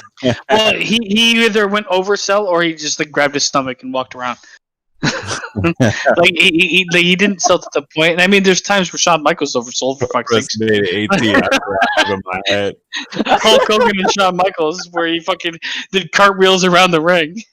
But I feel like like the other thing with Shawn Michaels, he's kind of a diva. Oh, he always will be. Right?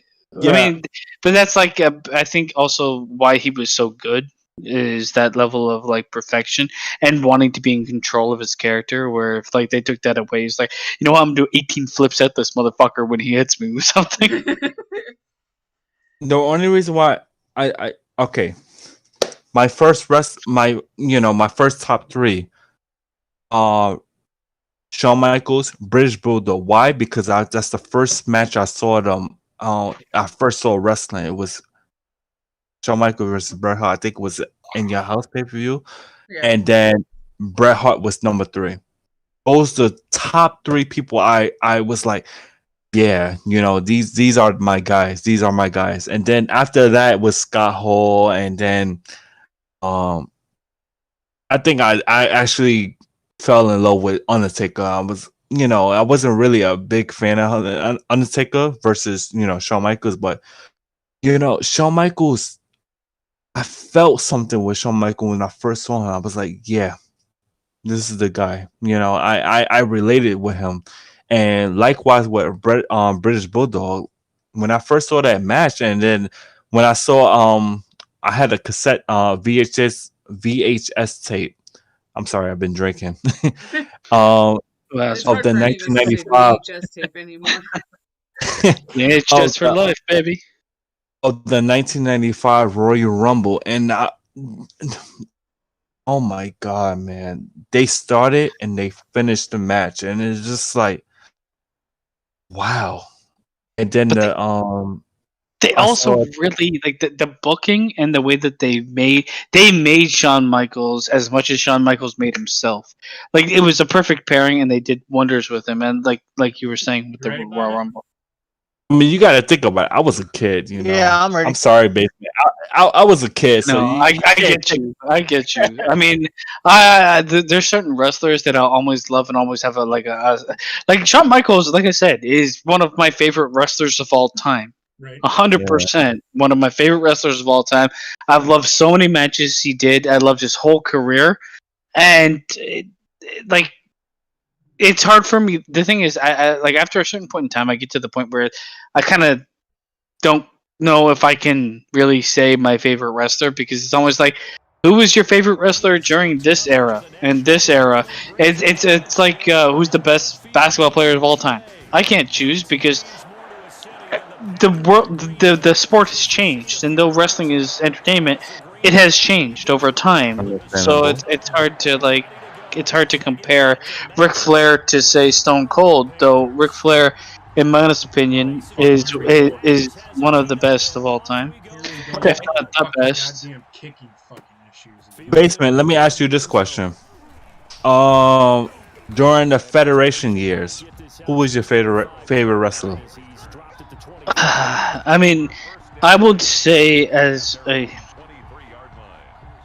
when did they switch over to WWE? What was the actual year? 2002. 2002. After Okay, good. WrestleMania 18. Good. I mean, if I as a kid, I can tell you who I loved, and as an adult, I can tell you who I loved. Neither of them are really the people we were talking about, which is insane. Oh, it's fine. Even though I loved all of them, like I mean, I remember watching You ain't getting away with that shit. and loving and absolutely loving. Like I loved Shawn Michaels. I loved The Rock. I loved Stone Cold. But I really loved Mankind. During the Federation years, Shawn Michaels was part of the Rockers. So I'm talking east to like early 90s. Oh, early 90s. Fuck, I don't know. I really got Because hitting the button. like for me, like wrestling wise, I fell in love with the Attitude Era. Though I watched before the Attitude Era, I don't know. Like it was more just. I was more of a casual. I'm gonna say before then. I personally love from the Federation era. I love Roddy Piper and Jake the Snake. Jake the Snake, I wasn't a huge fan of, just because he was a talker, not an actor. Tumbling your ass. All right, what about the new generation? Now we talking Bret Hart, Owen Hart, Shawn Michaels. Now he's a. Everyone loved Owen Hart. I did not like Owen Hart. I never liked Owen Hart as a wrestler. Nice, JP. I That never was- did, and I know see most what people. he's trying to do. I'm not foolish, Bob. I'm not foolish. So, who was your favorite wrestler in the Federation era? Please don't say Diesel. No, fuck no. I never cared for Diesel at all. I mean, Shawn Michaels was my first favorite wrestler. 100%. Okay. What about the ruthless aggression? I mean, Attitude Era. Well, I mean, I would say I started off with Shawn Michaels. I moved to Yeah, I'm doing the Mankind best I can over here. because I started loving the Extreme Wrestling. I loved ECW. I loved Extreme Wrestling, and when they transitioned to the Attitude Era, that's what I loved. I love Mankind. I loved him just for the character and the brutal hits and the brutality of his matches, right? But then I also like kind of spawned off from him, and I loved Stone Cold, and I loved The Rock. There's always like I've always liked Triple H. A lot of people don't like him as time goes on, but I've always liked Triple H, and I mean. They weren't alone. I used to watch ECW a lot then, and I liked a bunch of ECW guys. You know, Jerry Lynn, Rhino. The thing is, I was never the ruthless aggression era was where I kind of dropped away, and I kind of dropped away when it became where there was an obvious shift from PG-13 to PG. Like where they were obviously going for a much younger audience as I grew older. And I'm like, I'm used to edgy wrestling, not fucking Make-A-Wish Foundation wrestling. I get that, but during the Attitude Era, they didn't really like portray the Make-A-Wish Foundation. No, the Ruthless Aggression was the next era that we're talking about. That's the one that I'm talking about. Make-A-Wish.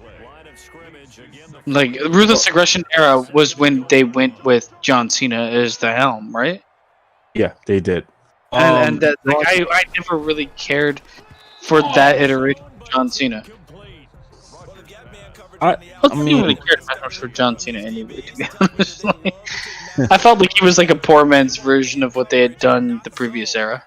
But don't get me wrong, as a 28-year-old, let's say around 26 and a half, 27 years old, I actually learned to respect John Cena and his work ethic. I agree with you there 100%. Like when I didn't like John Cena when I was watching his someone younger. I didn't like I didn't like his like Thugonomics thing was okay. I didn't mind that. I didn't mind like that was when I was watching when I didn't have a respect for the business the same way I do now. Like I don't have I was looking at it as pure entertainment, right? Now I look back and I mean like there's certain things that I do respect John Cena, and why I respect him is because first of all they built it into his character, the tireless work ethic, the guy that never gets fucking injured, and he also wrestles super safe with everybody while still being entertaining enough. I do feel like he was turned into like a corporate shill because they wanted to sell toys and get 3-year-olds watching wrestling. But that I can't really blame on him. I felt like John Cena was a Super Saiyan mid. He's like a superhuman. I'm gonna say 100%. There's something that guy is fucked up, man. He's drinking some sort of special juice because the one time he gets injured, it's like it's gonna take him a year to recover. He's back in 3 months. Dun, dun, dun, dun. I personally call him a Super Saiyan The Miz. That's all. A safe worker. He's a better wrestler than The Miz. The Miz is. Absolutely. The Miz is fucking garbage in ring. Yeah. Like Don't one get of the. me Like, wrong. I respect. man. He wrestles like a paraplegic woman. I respect everyone that stepped through those ropes. I respect everyone that stepped Yeah, through it's just my internet's not made for online gaming. Oh, okay. Was the quality very good? I tried. I'm kicking his ass. You want to say the Attitude Era quality? It wasn't that good. You wasn't kicking my ass. It was 0-0. I was beat. I should have scored. Even Undertaker said it himself. I'm gonna go back. I'm gonna play my other game. It's all right, Bob. It's no big deal. Yeah, but hey, It was fun while less though. It wasn't. We didn't even play a half a quarter. Sure didn't. I was So looking the whole time we was talking about wrestling. That's all right. All right, so I'm gonna play my third game. It's fine. Go for it. The last thing I did want to talk about with wrestling is like, I mean, we talked about like the beginnings of when I watched, and the people we loved up until the ruthless aggression. Now we're looking at the new age of wrestling. I mean, it's for the kids, bro. It's honestly for the kids. Like I can't. I could disagree what they're doing on TV, but again, I go into thinking that it's for the kids. That's all. yeah, and even then, I don't think the kids care about it that much. I mean, so the thing is, like, the problem is you eliminate the fan base that isn't, say, just the kids, just the what are we saying, 10 and under, and you end up with probably 100,000 people watching wrestling. Yeah, exactly, and that's my whole argument. And the thing with they have to realize that they aren't. AEW, everybody's they lost to NXT. This is why I don't buy. And I said it earlier. Me and Trek, we actually talked about this a little earlier. The demo god thing is killing AEW because how if Tucker Carlson has 7 million viewers watching him talk about politics, what does that say about fucking wrestling? You see what I mean? Makes no sense to sit here and say that you are the demo god. Actually, Tucker Carlson is the demo god because he's drawing in fucking point. I think he drew in 0.60 for his demo, 18-49. So the real demo god is Tucker Carlson. You know what that tells me is that, you know, I mean, the world right now, the people, every single right now for the last fucking 15 years, everybody like wants to watch what's the biggest fucking controversial fucking take on the world. This is why like WWE going towards like, oh, we're gonna be family friendly, safe time, playhouse. Your most successful time was when you weren't that. Yep. When you were controversial, when you did bring up these hot topic issues. In my honest opinion, wrestling's actual demographic exists within the fucking 12-year-olds to 20-year-olds. That's their big hit. And they have to be the hot topic issues. They have to be fucking going, like, at least being in a demographic where, like, teens are turning into adults. Well, attract the adults and all the kids that watch it without their parents fucking knowing. That's where their demographics always lie. It always has, and it always will. And certain parents will be like, "Okay, it's wrestling. You know, my kid's 10 years old, though it's made for 14-year-olds." I'll be like, "Okay, whatever." How many fucking kids watch rated R movies? Let's get real. Hey guys, I'm gonna hop off for the night. Okay. Okay. Talk to you later. Alright, night guys. Later, Bobbit. I just feel like wrestling, like you can't. They can't. They can't.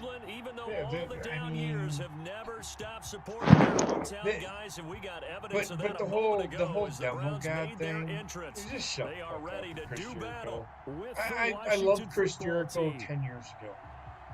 What is he now? I still like. The thing is, I like Chris Jericho right now, though. I do feel like here's the thing. There's certain types of wrestling I hate, and I hate wrestling when it becomes 100% parody of itself because it's very hard to recover from living in that realm. Yep. And though like a lot of people out there is like, it's wrestling, don't take it seriously. I'm like, if wrestling can't be taken seriously anymore, it will die. Yep. If you can't suspend disbelief for the seriousness of wrestling, then every fucking fight that's gonna be there, every person fighting another person, is gonna be for nothing, and nobody cares. And it's all everybody's gonna fucking hokey doke and joke around and be a fucking clown. Then why am I watching wrestling? Why is anybody watching wrestling? Why not watch something more entertaining?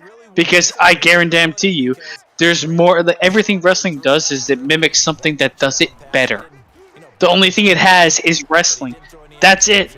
And if you can't take the sport part of it seriously, the rest of it is done better somewhere else. Why am I watching?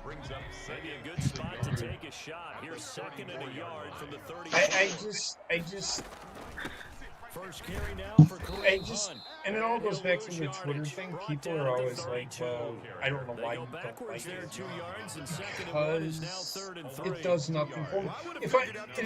What Basement essentially, and I think what he's saying is, if I'm going to watch this, why would I want to watch another show that does the exact same thing? They all do the same fucking thing. All of them. There is nothing different about any one of these wrestling fucking programs. Nothing. There is nothing different. The only one that really does do anything different, but even then, if you watch it, like the whole G1 Climax, you can see the little. Okay, so they're cut, copy, and paste, and it does suck, but at least they're trying. That's where the problem is. Big problem is everything's been done in wrestling. Everything. Where are you going to go? The coaches have reasons for what they're doing. Well, I mean, the thing is, it's not even like what you can do in wrestling anymore. Why would I want to watch Rusev and Lana when I can just watch The Bachelor? Yeah, like, stop fucking trying to siphon. Stop being a vampire of everything that gets like a little bit of intrigue. Yep. Nobody cares. Like these segments are horribly panned, and they're like, well, you know what? Nobody likes them, but they get our highest viewer count. Then become that. Right. Like I hate the fact that they just the thing is they treat their regular fan base like shit. Yet they suction. There's like, oh my god, you know what we have, a certain amount of people, 1 million people watching us week in, week out. Those are our fan base.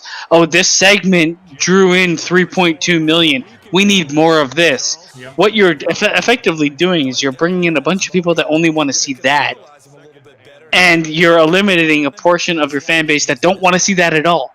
Yep. And the part that you're eliminating is the part that's going to be there when you're not showing that. Mm-hmm. Like, oh my god, it's so frustrating, and the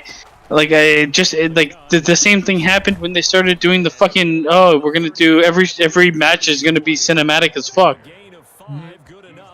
Yeah, and the last match, the match between Dexter Loomis and what's his name? Cameron Grimes essentially was the same as every other cinematic match, and it wasn't even a fucking match. It was just two guys, one guy chasing another guy, and then they'd fight for a quick minute, and that was it. I can't. That's where wrestling lost me. So if Rayshon is there, that's where wrestling lost me. Although I will say it was very funny at points. It got to the point where, okay, you're just, because they had to do a cinematic match because they were off-site. It kind of continues to evolve, and we're seeing it here. Not only the control. No, like wrestling lost me when they started relying so heavily on cinematic matches. It's just not wrestling. It's a very shitty. I will give them credit for that, but just wrestling in general, I'm saying. Yeah, no, I get it. That's where they lost me for the second time. Yeah. And they lost me before when they went to fucking G.I. Joe takes on wrestling. The John Cena era. Fuck the Ruthless Aggression era. It was the John Cena era. Don't get me wrong, like I grew up with like older brothers, so I know a lot about older wrestling.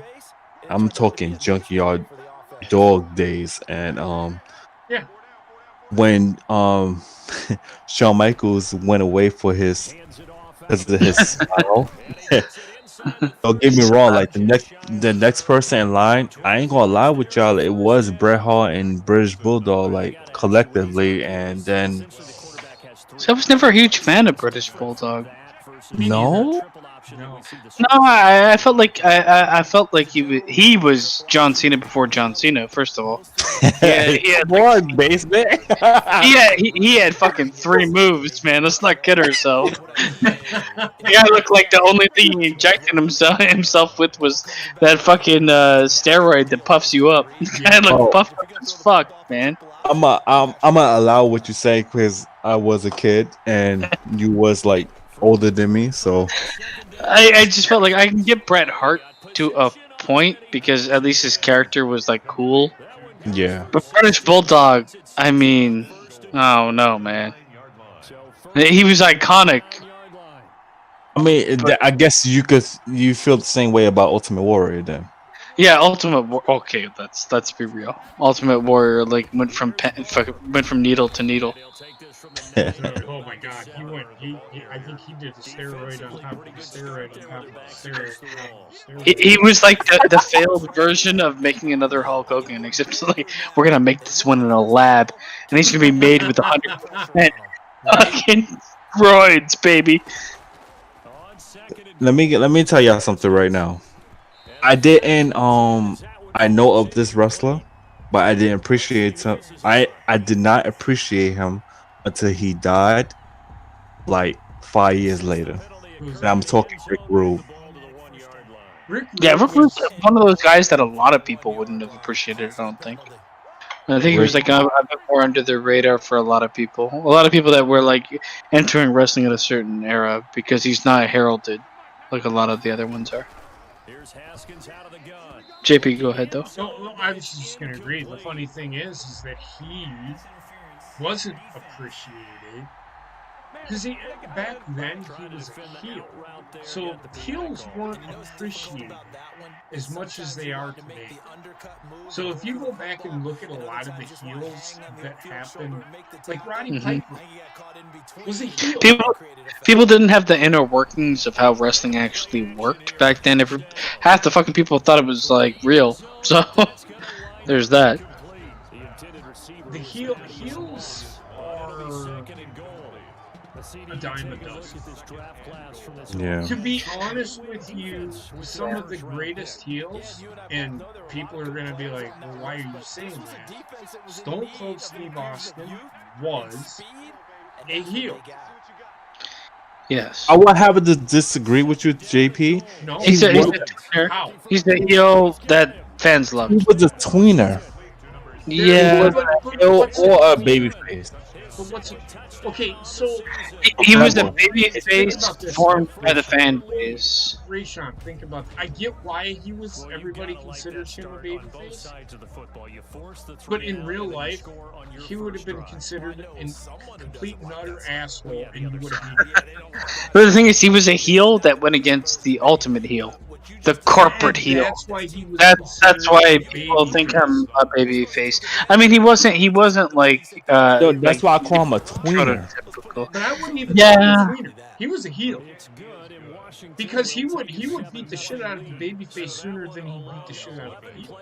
He also didn't have like he didn't have any like moral compass in terms of like, oh, I'm gonna grab a chair, I'm gonna beat a guy, I'm gonna do that. He was 100% a heel, but they did put him against someone that made him kind of like you'd be like, okay, well, this guy's worse. This guy's worse, and then it's also like because his mentality was fighting the man. Was a heel. Okay, so here's the thing. Roddy Piper was a heel. When he returned and he beat was The Rock for the WWE title. Talking about Mankind. Remember when Mick Foley won his first WWF? Yeah, I remember. Was that in '99 or 2000? Hit The Rock with the chair. Do you know that I think it was the very next week he hit because he wanted to thank Stone Cold for doing that, or for having his back. And Stone Cold hit him with the fucking chair. But here's the thing, though. I will say with Stone Cold, it's like This is we were talking about an era where like a personality wasn't defined by heel or face. It's just like in this opinion, in this situation, what would Stone Cold do? Because there's several times where like Mankind was a face. He hit people with chairs. He did the fucking thing. That was his gimmick. But also like how much of Stone Cold's gimmick was his gimmick, which kind of puts him as an outlier to the heel and face conversation. Right. Which I guess is why, Rayshon's saying he's a tweener. I don't even know if tweener is the right word, really, because Roman Reigns has been a tweener, but like, I wouldn't put Roman Reigns and Stone Cold in the same fucking conversation, to be honest. Oh, hell no. That's a disrespect to Stone Cold. I do like what they are doing with Roman Reigns right now. Right now? I mean, Roman Reigns, in my honest opinion, has and will always be a natural heel. He's more he comes off way more naturally in the way he talks as a heel, and it's just because heel is easier to pull off. I feel like people are born faces, and those people that are born faces, you need to use as faces. Johnny Gargano is one of them, and even then, I would say Daniel Bryan, Sami Zayn. There's people that are faces that should be faces forever. Agreed. Fucking Bailey is a face. As a heel, holy fucking Christ, is she terrible? Yes, she is. Sasha Banks, I mean, she's a heel. She's born a heel. She'll always be a heel. She needs to be a heel.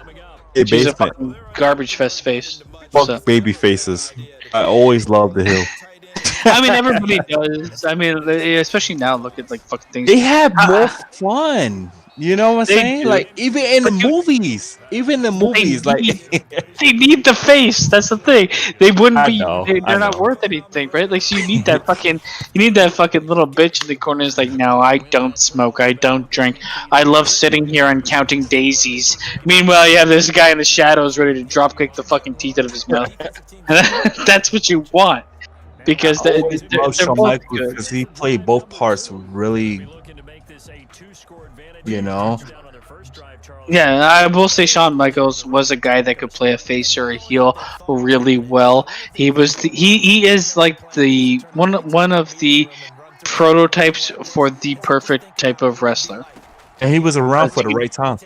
He can do it all. He can be face, he can be heel, he can fight floor, he can fight midway, he can go to the top rope, he can do everything in a realm where a lot of people were like carbon copies of like, oh, I'm the big guy, oh, I'm the cruiserweight, oh, I'm the super large man. Yeah, 12 he matched Bret Hart. He could like what piggybacking what you're saying.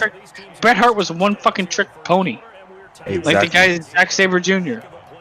Bret Hart Bret Hart. Shawn Michaels could mimic and he could adapt to any type of wrestling style. Like if you a high flyer, what?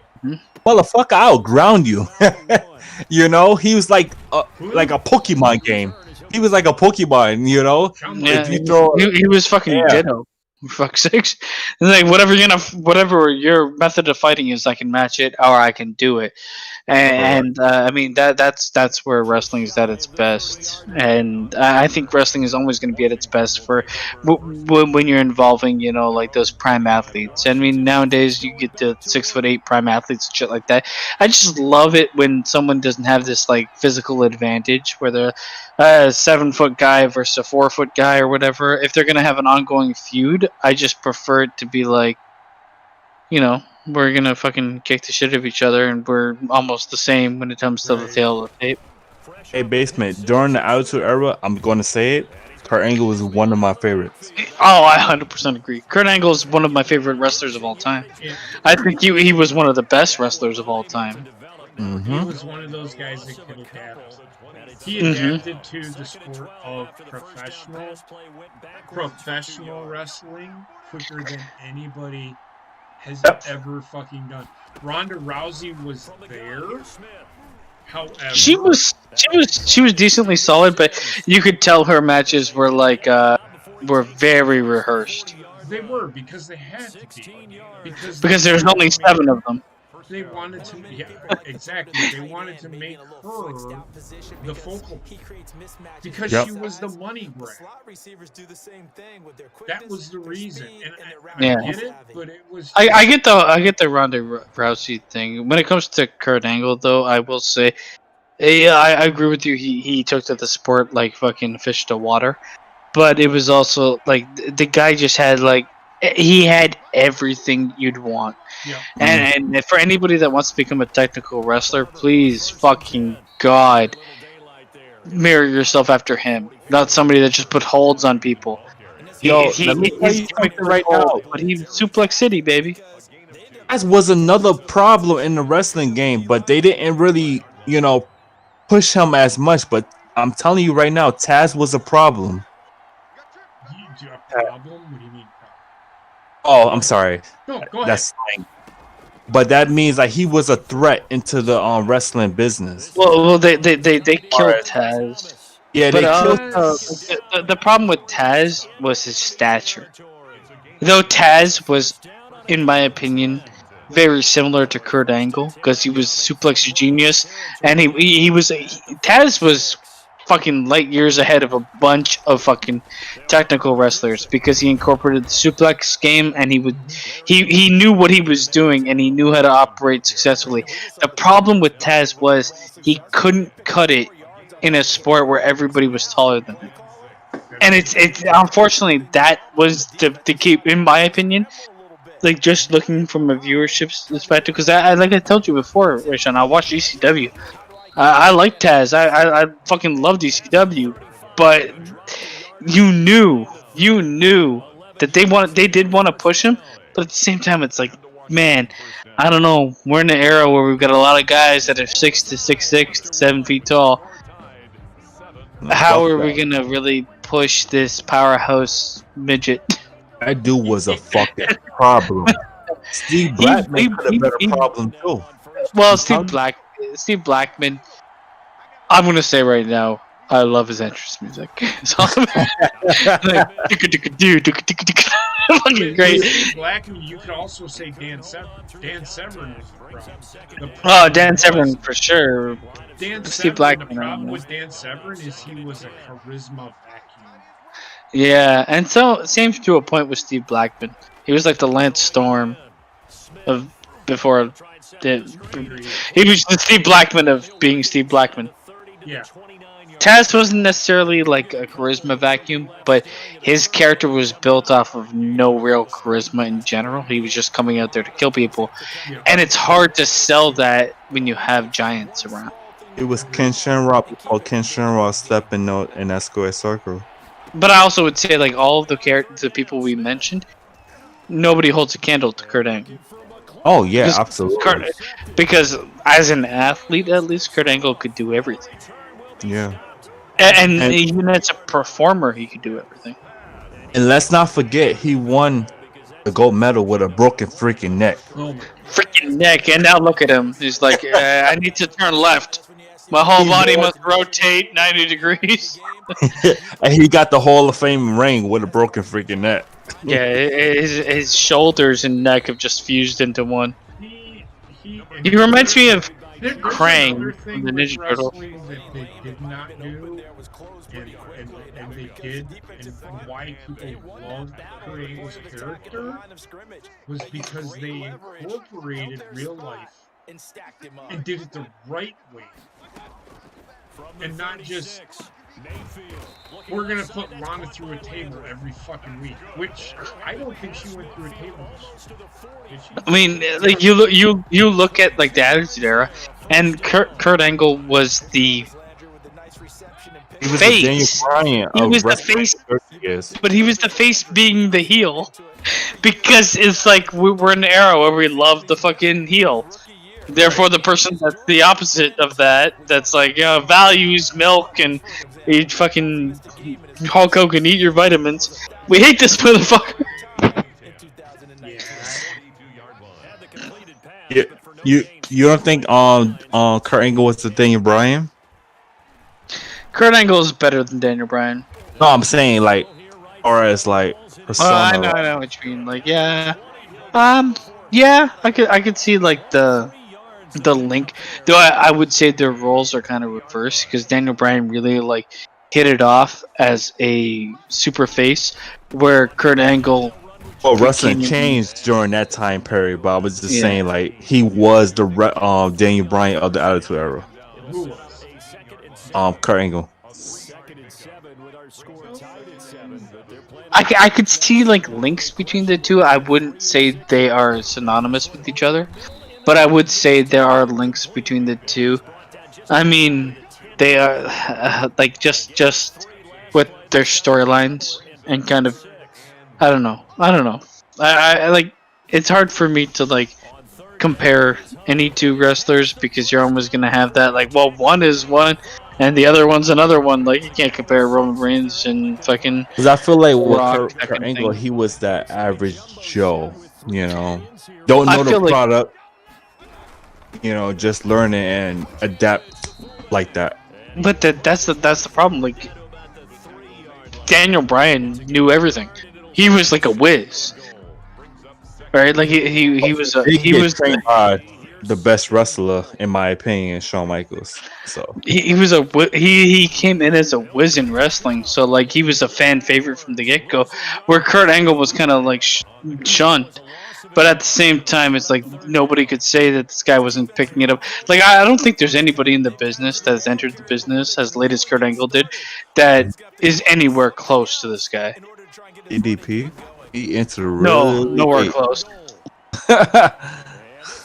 Oh my god! What the fuck was that? Oh yeah, fucking crane kick your fucking cunt ass. You fucking shit. Boy, let me look at this game. I don't know what's happening. Oh, you going against the Browns, man? Come on, it should be a one-sided game. I don't think you understand. It's Baker Mayfield. It's Baker Mayfield. Oh, Commercial Mayfield? Commercial Mayfield, yeah. I'm surprised he wasn't on the fucking cover of fucking Madden. This guy's like almost fucking Kyler Murray, fucking juking 35 fucking yards. Wait, who's on the cover of 21? Because I know Patrick Mahomes on. Oh, Lamar Jackson. Okay. Justified. Yeah, they had a good. I'm sorry, it was robbed last year. Yeah, they kind of robbed themselves. So what was the formula that got them down there the first time? They did. They kind Something of close to that. Maybe they get this game tied up. Even Heather shaking. Here's first and 10. They played like ass. They should have won that year, man. They were fucking hungry, JP. And I saw it. I was like, yeah, they got it this year. And what the fuck happened? They got outplayed. Catch the ball. You know there's going to be some traffic. They did. Somewhere. They got out. Derrick Fumble. Derrick Henry. Well, that's going to be. You know, I 100% like. I feel like I'm on the bench, just clapping away. I don't know what bench I'm on football, man. I love it. I don't, but I do. You're rooting for me to lose. I'm rooting for the Browns because I shit my pants earlier. Sometimes it does happen, man. I'm not gonna lie, but it happens. Oh, it's on the Browns or the Bears? Which one he's on? I like their uniform. Don't you like how they Well, I hate the way your team looks. So holy fucking Christ, man. What do you mean? Now, how boring can you get? I mean, You look like the Cleveland Cavaliers. I'm not Cleveland. What the fuck is he doing? Look at him. Yeah. He held the ball. I love how he just stood there and took it. He just took it like a champ. Like his own play tricked him out. At least he did. He losing the yards. Did he lose it? Did you lose the yards? Yes, he got sent He off. just stood there. Yeah, it's not looking good for the That's old Washington that's football because- team. Oh my god, I'm spitting on myself. That's because the play was designed to fucking be a run because everything was bottled up on the pass.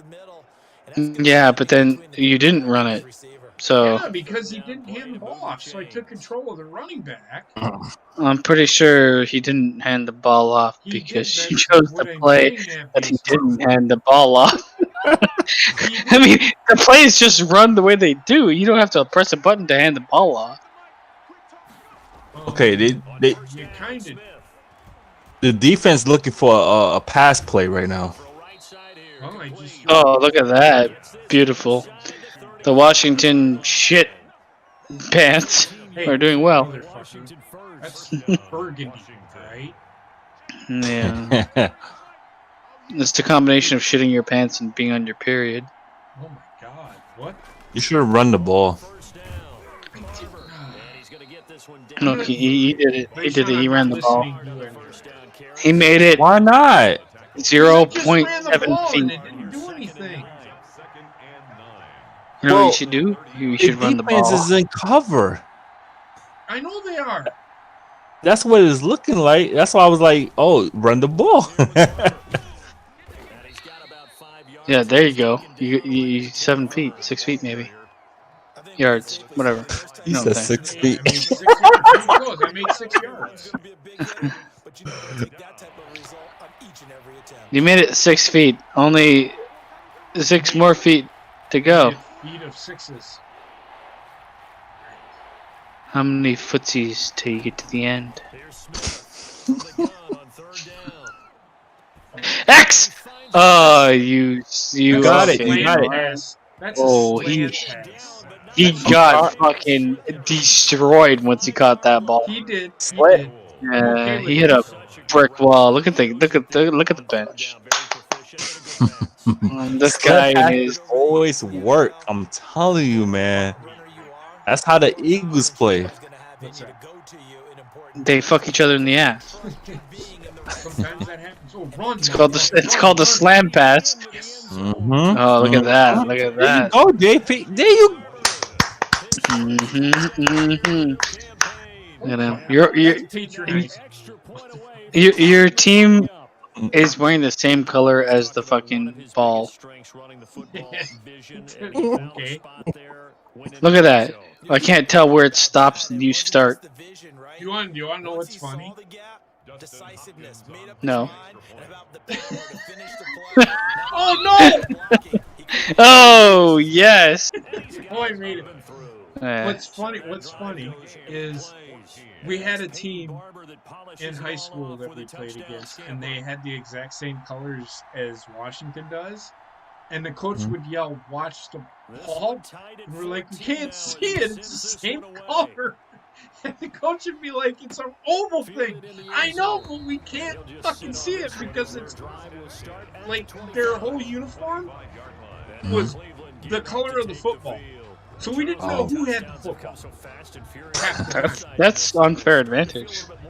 Well, they were the home team, so They were also filled with special ed kids.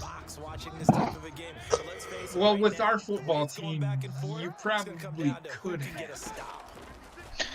Yeah, you hide them. I'm gonna be honest with you. We, a bunch of the players got high before the game. Our final game, our senior year, they got high. This team hadn't scored a point all year. That's how bad they were.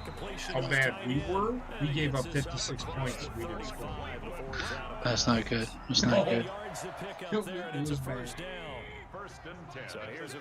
I was playing like the Browns.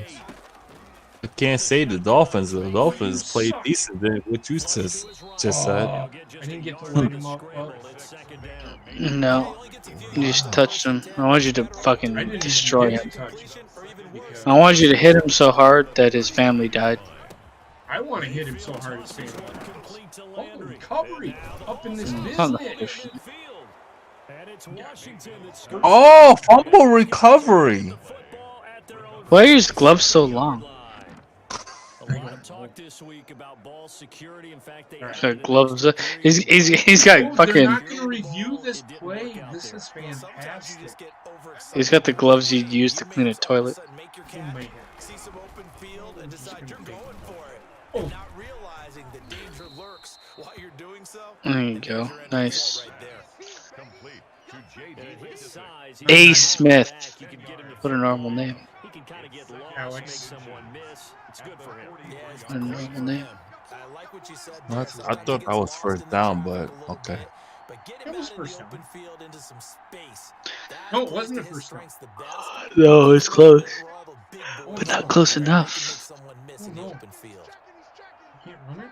Movement there on the offensive line. A little quick and a 5-yard penalty. That's like the 10th time we got. You are a flag.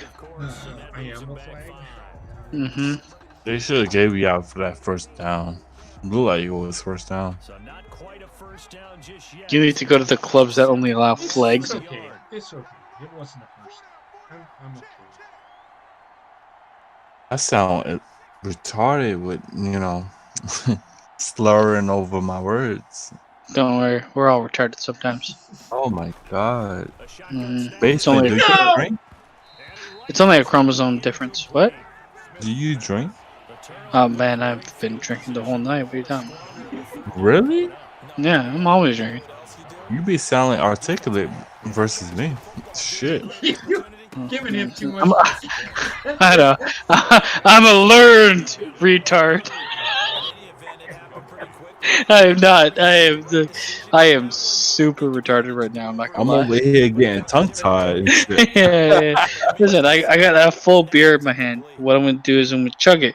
And then I'm gonna try to say a sentence, and we'll see what I really have to piss though. This is the problem.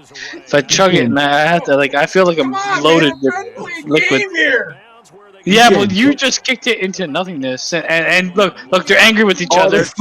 Look at that. I said this. I'm trying to say her. Hey, no, I can't do the R's. But if you're on I'm on the bench. Look, he hurt his wrist. Look what you did to him. Now he has to go home and get fucking jacked off by his mom. All right, okay, I'm gonna chug this beer, and I might piss at the same time because there's only so much liquid. Oh, fumble! Get the fucking All right, ball! this is for you, Ray. Sean.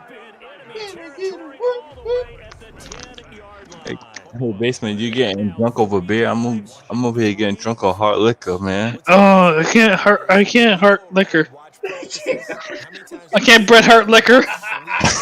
I can't Bret Hart liquor. Yeah. I've Was that 3 drives? Yep.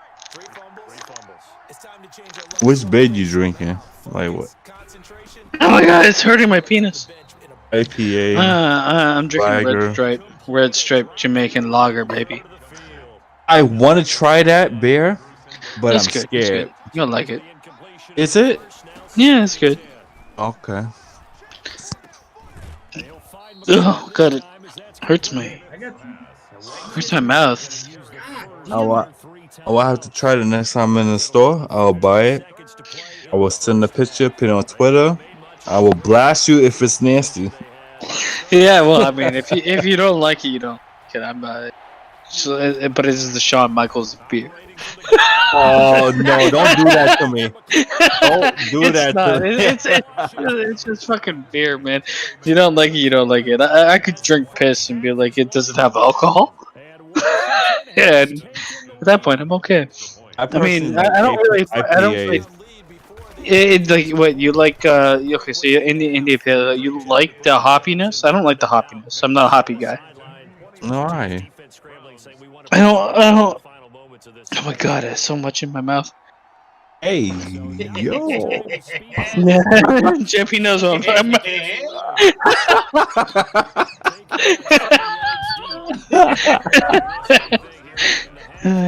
too much. Oh, I gotta take a piss, man. Fuck you, fucking guys. And everything. Oh my god, I can't even walk. Well, I can walk, but I can also stumble.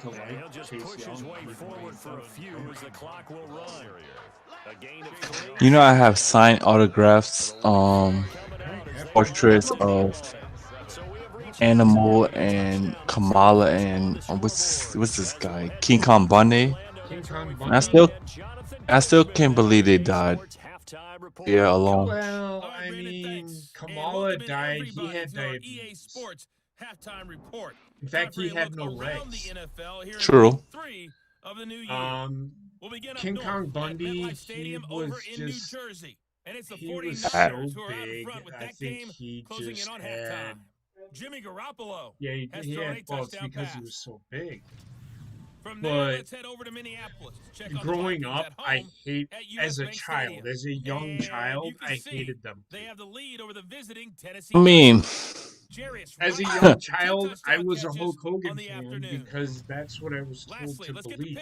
But as I got older and when he joined WCW, and this is why that whole in the game you're watching, it's been invasion the angle Alex Smith with WCW. His guys are out in front. Because nobody said anything. Vince didn't say anything. Bischoff wasn't saying anything. So that whole angle, I'm literally thinking Diesel and fucking Razor Ramon are doing Vince McMahon's bidding. And yes, I was 21 at the time. No. damn. 25 when that happened. Shit, JP, damn. Yeah, so I watched wrestling. So whenever these angles, like, you know the Bullet Club? Mm-hmm. You know what the Bullet Club is? It's nothing Tell more me. than an entity of the NWO. That's all it is. Oh man. I mean, you know it is because they have mimicked them time in and time out. They're made off of it, and they're made off of the WCW fucking everybody's the NWO angle. Yeah. It's essentially what Bullet Club is. And anybody that says, oh, this is better than NWO, well, that's because it is the fucking NWO, you fucking moron. They just took the idea and ran with it and made it better. Yeah, or they just, I mean, you're right.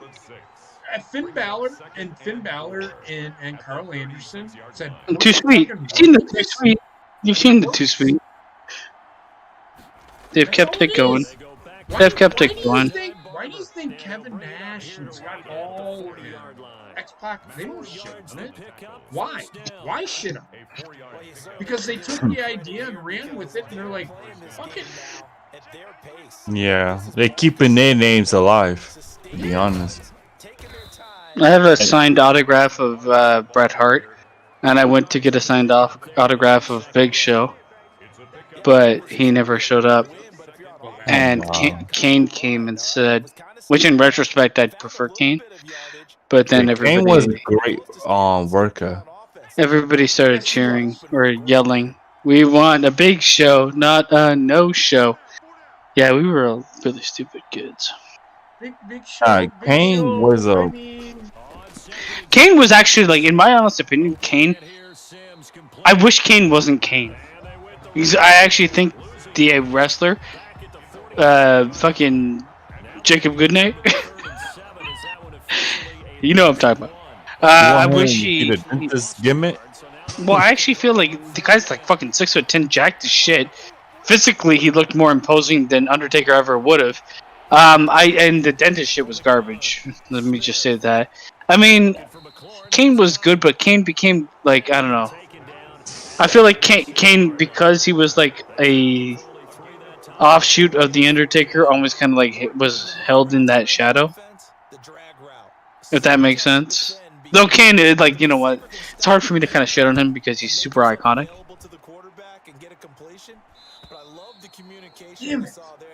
Kane was. Again with John Cena, I appreciate Kane in my adult, ages versus younger. Yeah, I agree with you there in that statement, 100%. Say it one more time. I was saying I appreciate Kane, just like John Cena. I appreciate Kane in my adult ages versus when I was a young teenager. But I guess it depends on like my and I think like certain amount of like the when we're saying like perspective, I think a lot of perspective was added to wrestling when social media kind of exploded. Because though, like you probably had a different perspective of what wrestling was at the same time that we did. It's just like everybody's perspective changed when social media took over and showed you all the back. Like, everything was kind of like all the secrets were kind of just spilled out for everybody to see, and get to a point where you kind of appreciated wrestling from a different standpoint. A lot of people were just like, "Oh, well, wrestling's fake. Everything's fake. Everything's garbage. I'm done." But it's like, man, then you like, I understand what you're saying. I always knew like wrestling was fake, but you still had like the respect for certain things. But now you have like the in-depth version of that respect. I didn't care what it was. Oh, go ahead, JP. I was just gonna say, even from a young age, because my grandfather got me into it. In fact, the very first match that I ever seen was Nick Bockwinkel versus Hulk Hogan for the AWA World Heavyweight title. Yeah, see, I never watched during that era, or at like even that then. match is on the network. God damn it! This fucking interception shit drives me fucking nuts.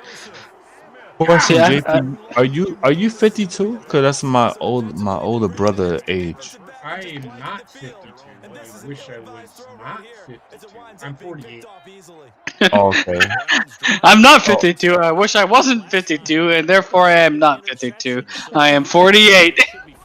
my older brother is 52, so I seen a lot of old wrestling. You go look on the. Do you have the WWE network? I use my brother's account. Okay, so but you have it.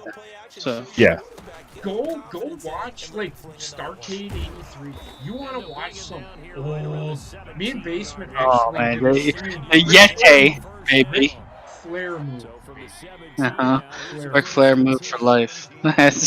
We did a drinking stream for actually every single fucking thing we watched. JP, was you around for Gorgeous George? Gorgeous George. I want to say yes. The name rings familiar. You pointed out to me at half seems accurate. That line has struggled to sustain blocks. I remember Adorable Adonis. Okay. That sounds gay as fuck. It is. He played a gay. Just like my name is Adorable Adonis. Adorable Adrian Adonis. That was his character's name. That's Vince created. So if you know that character, then I'm pretty sure you know Gorgeous George. I know Gorgeous George by name, but I don't know it. I think I know what you're talking about, but I don't want to say for sure because I don't want to speak. But anyway, go ahead. No, I was just who was talking? That was me. Oh. No, yeah, you go ahead, Rayshawn. I ain't got much to add. I was just saying that I know old wrestlers date back to Gorgeous George days, and what's this guy? Fucking, who was that wrestler that held the title for like 60 years? Bruno Sammartino. Yeah. Yo, I'm gonna tell you right now, Bruno Sammartino was a fucking physical monster. Yeah. Like the guy was fucking weirdly shaped. Like, he was a monster. No, he was like a tank of a human fucking being, man. Yeah, I never really saw much of what he did in ring, but I know what he looks like, and I'm like, holy fucking Christ. Just because you can't put him on. You can't. I can. I will. But anybody that wants to say that, well, you hear these Mount Rushmore shit of wrestling. What is your Mount Rushmore wrestling? It's only 4 guys. Who are you putting up? You know how tough that is? It is. It's very tough, and it's impossible to fucking do. Why did that explode all over me?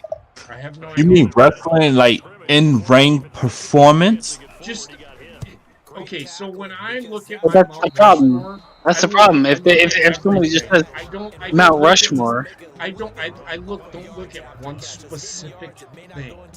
I look at Okay. all the whole aspect. that's So so difficult. That's so Bruno difficult. Sammartino, his time he transitioned wrestling. He did. Hulk Hogan, I don't care what anybody says. I agree with you, He even though I hate him. transitioned the I agree. sport. He made the sport what it is today, in a sense. Stone Cold Steve Austin and Ric Flair are the four men that have, in my opinion, have made wrestling what it is today. Okay. My four will be and I'm talking old to new. Okay, Um you know, it doesn't have to be old to new. It can just be okay. You can be all new if you want to, or all. Nah, I I'm know not you're gonna not gonna say go all new because it's gonna be like, I'm not gonna put Rusev up there, you know. Rusev. He made it what it is today. I will have to say Roddy Piper, okay. Shawn Michaels, Undertaker, yeah, that's it. I had Jake the Snake. So Roddy Piper, Jake the Snake, Shawn Michaels, and Undertaker. Okay, so here's my question to you: what did they do to transition the business? Well, Transcend, I should say. Roddy Yeah, yeah. Piper. I heard that you put Stone Cold on it. If it wasn't for Roddy Piper and Jake the Snake on the mic and in ring, well, on a mic alone, there wouldn't be Stone Cold. Are you sure about that? How can you say I'm positive. that? I'm positive. Stone Cold in ring, he's not good. On a mic, I can disagree with you. okay, Go watch why? Stone Cold in WCW.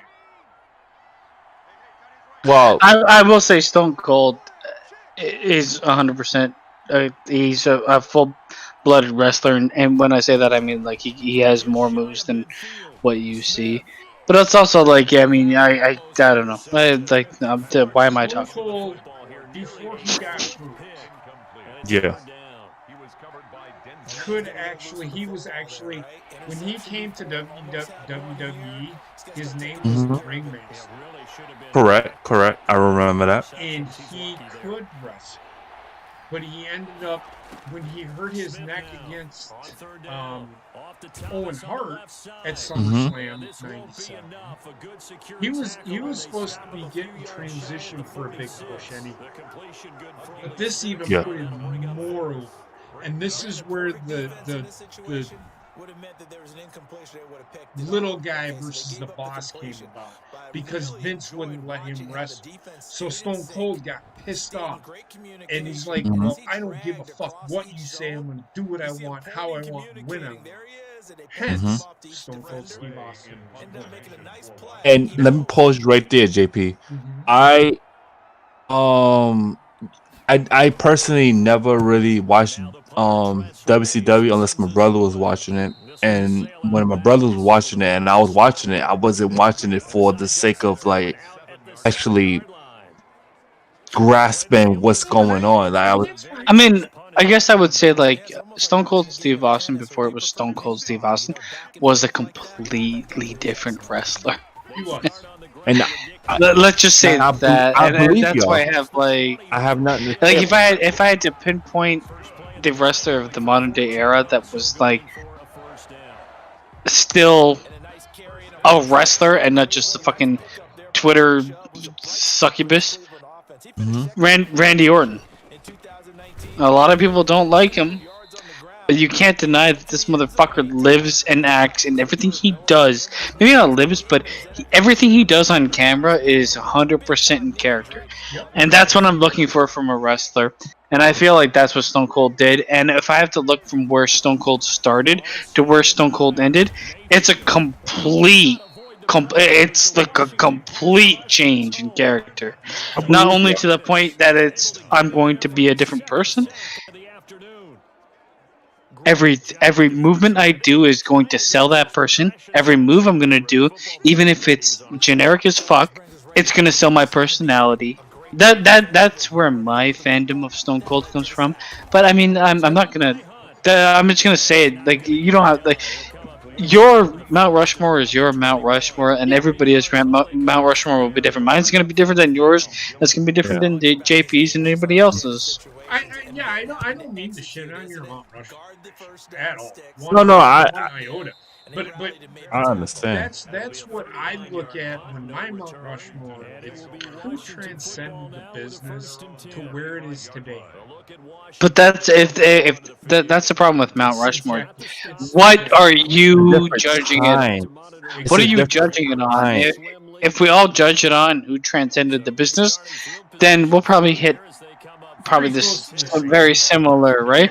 But I mean, I don't want to judge it on that because I don't feel comfortable with Hulk Hogan being on my Mount Rushmore wrestlers. I mean, I love Gina, but she would probably put Zack Sabre Jr. on Mount Rushmore.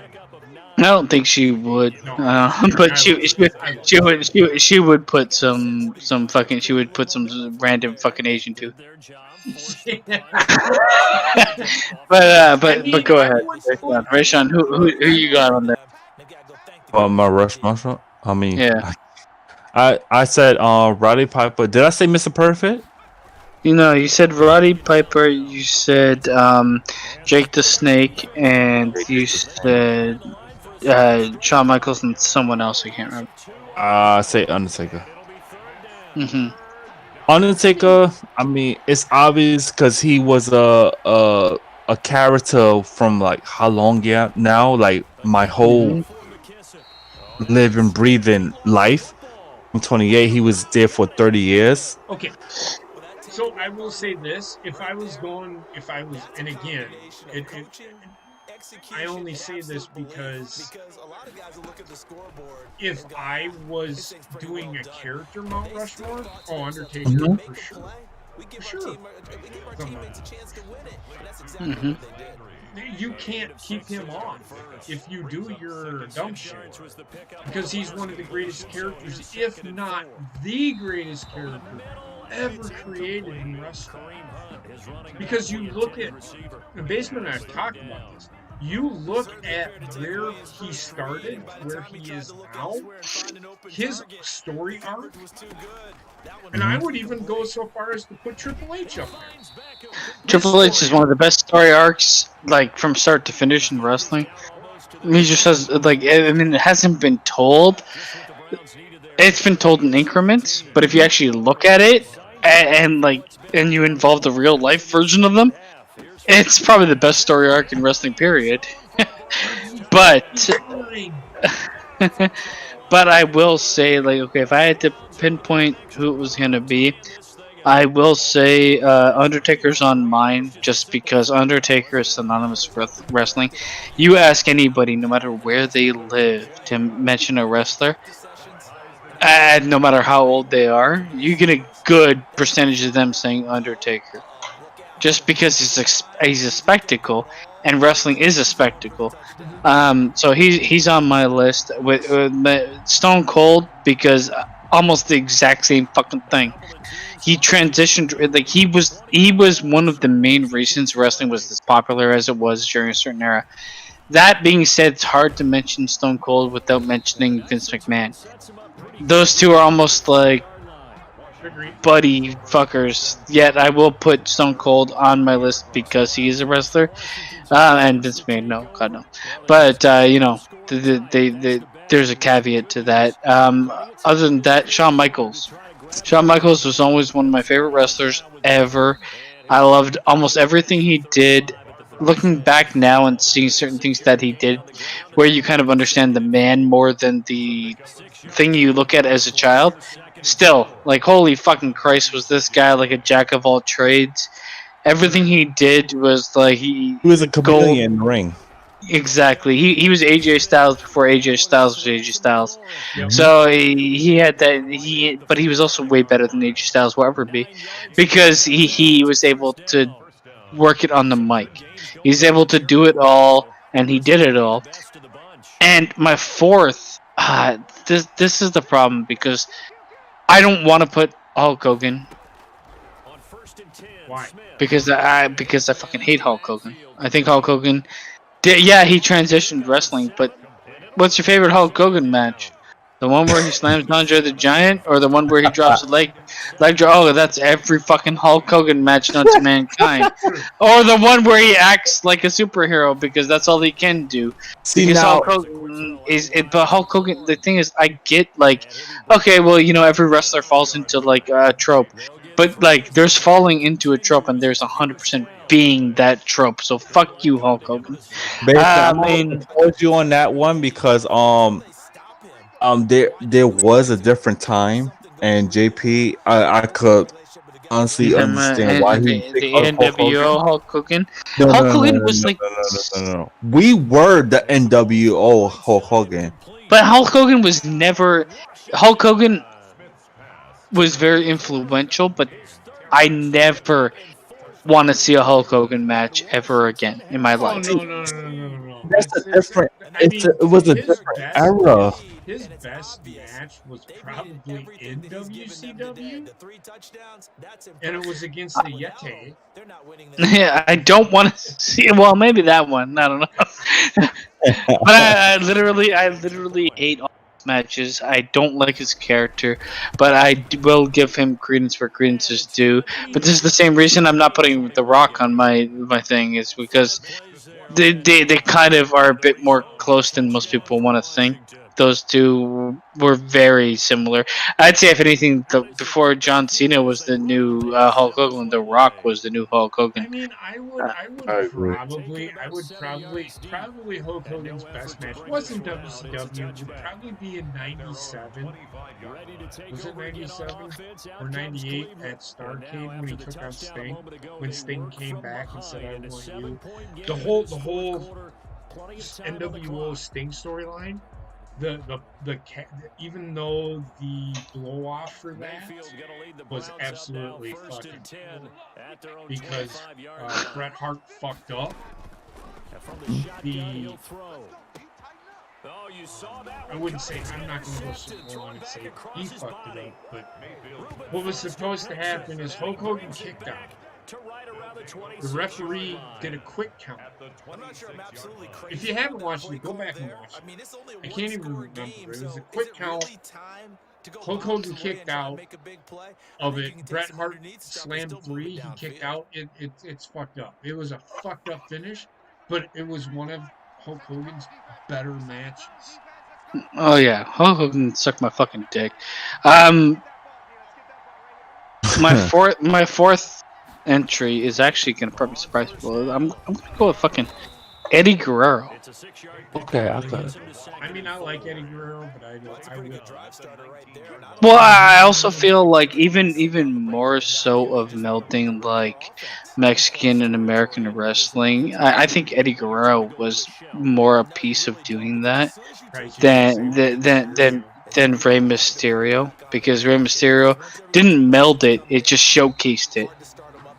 Eddie Guerrero melded it. He wrestled both styles at the same time, and if Eddie Guerrero was to actually have a longer career, Eddie Guerrero would have been in the same boat as I'm saying he should be. I absolutely loved him as a character. I loved the progression of his character. I love the fact that people today still try to use his lie, cheat, and steal bullshit. Throw the fucking thing at the ref and act like you're being hit. Like there's a lot of like history built off of a character that didn't really have a lot of time to shine. I'm sorry. Because of it. Did that last 2 weeks ago? Basement. You like Eddie Guerrero character? That's what it sounds like. But far as like, I actually liked Eddie Guerrero. Eddie Guerrero is probably one of the best in-ring wrestlers I've ever seen wrestle. And I agree with you. I don't get me wrong. I agree with you. But when you said like you like him over Rey Mysterio, I mean like. Oh, 100%. Rey Mysterio was you don't even want to start with Rey Mysterio, my friend. That was a different weight class. Yeah. I mean, one weight class wasn't getting TV time as much as the other weight class. You get what I'm saying? So it's like No. you're gonna see more Eddie Guerrero than you're gonna see more I Rey mean, Mysterio. I agree with you saying like Rey Mysterio helped a weight class get over. Mhm. As far as it goes with like wrestling in general, not for me at least. I also feel like a lot of what Rey Mysterio brought to the table is being tarnished by today's wrestling, where every single fucking wrestler is Rey Mysterio. So you judge Rey Mysterio based on today's wrestling. Well, he's still wrestling. So it's hard. It's hard not to. I mean, yeah, I get it. Like he brought like the luchador style to the table, but he didn't ever. I mean, for me, for Rey Mysterio, I loved what he brought to the table, and I love the fact that he involved, smaller wrestlers in it. The problem with me is I could never bring myself to believe Rey Mysterio fighting Triple H or anybody that was of a decent size, because not only the fact that he was smaller, his moves didn't look like they hurt anybody. Yeah, Understandable. that's why I agree with Basement. I cannot get behind Rey Mysterio in any way, shape, or form. I agree with Basement. It's just that He had a very whiffing. Why he say what he said? Well, I mean, the reason I'm going with Eddie Guerrero is because Eddie Guerrero wasn't just high flying. He wasn't just a guy that was like wind and all of a sudden you had to flip because of it. I mean, one of the reasons that I know you don't.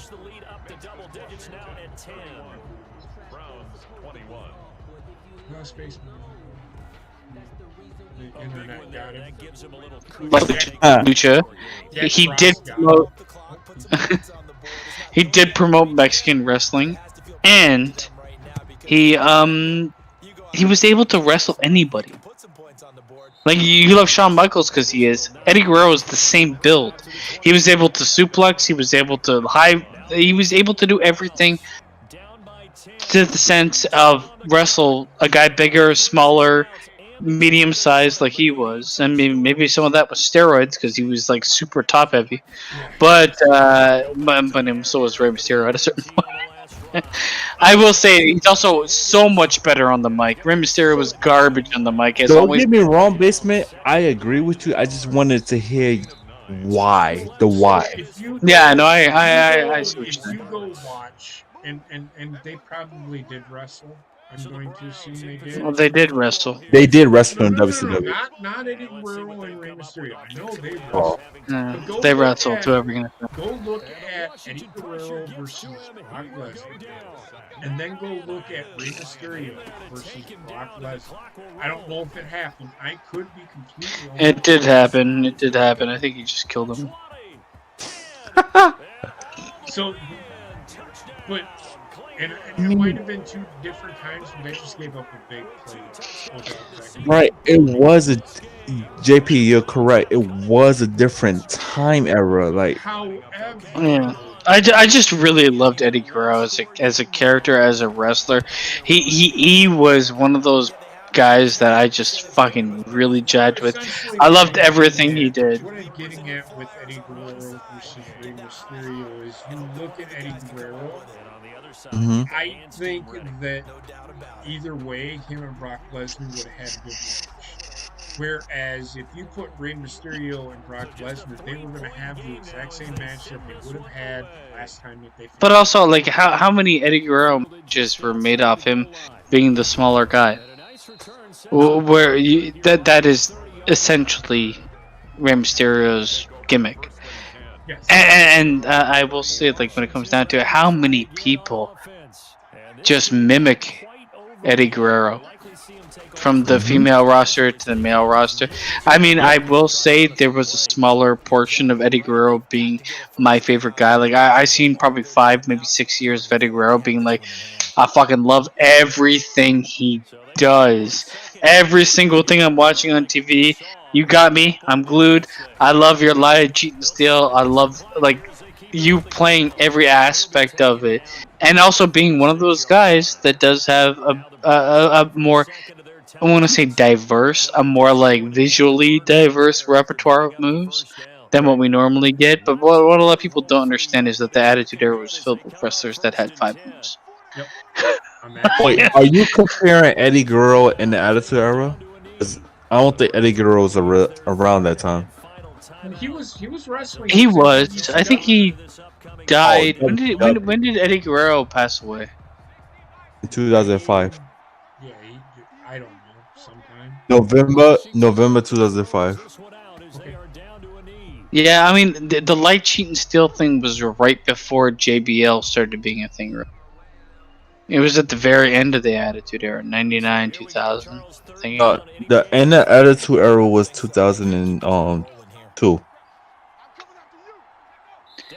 But it was around then when he started to become super hot, right? Eddie Guerrero? It was very late 2002, early 2003 type shit. Yeah, I'm gonna say like, okay, if the timelines match up, that's where once everything fucking happened, like with him passing away, Chris Benoit going fucking insane, killing his family with the Bowflex. That was like, okay. you know, I don't know why. I just don't believe that really happened. It did. Chris Benoit. I'm gonna say 100% did. He Bowflexed it. Chris Benoit killing his family with the Bowflex. Yeah. But do you want to know the real thing? I don't.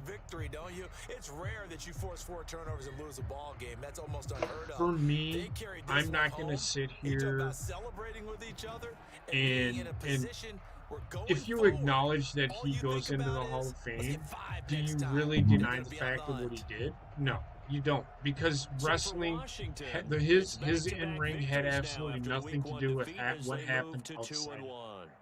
Correct.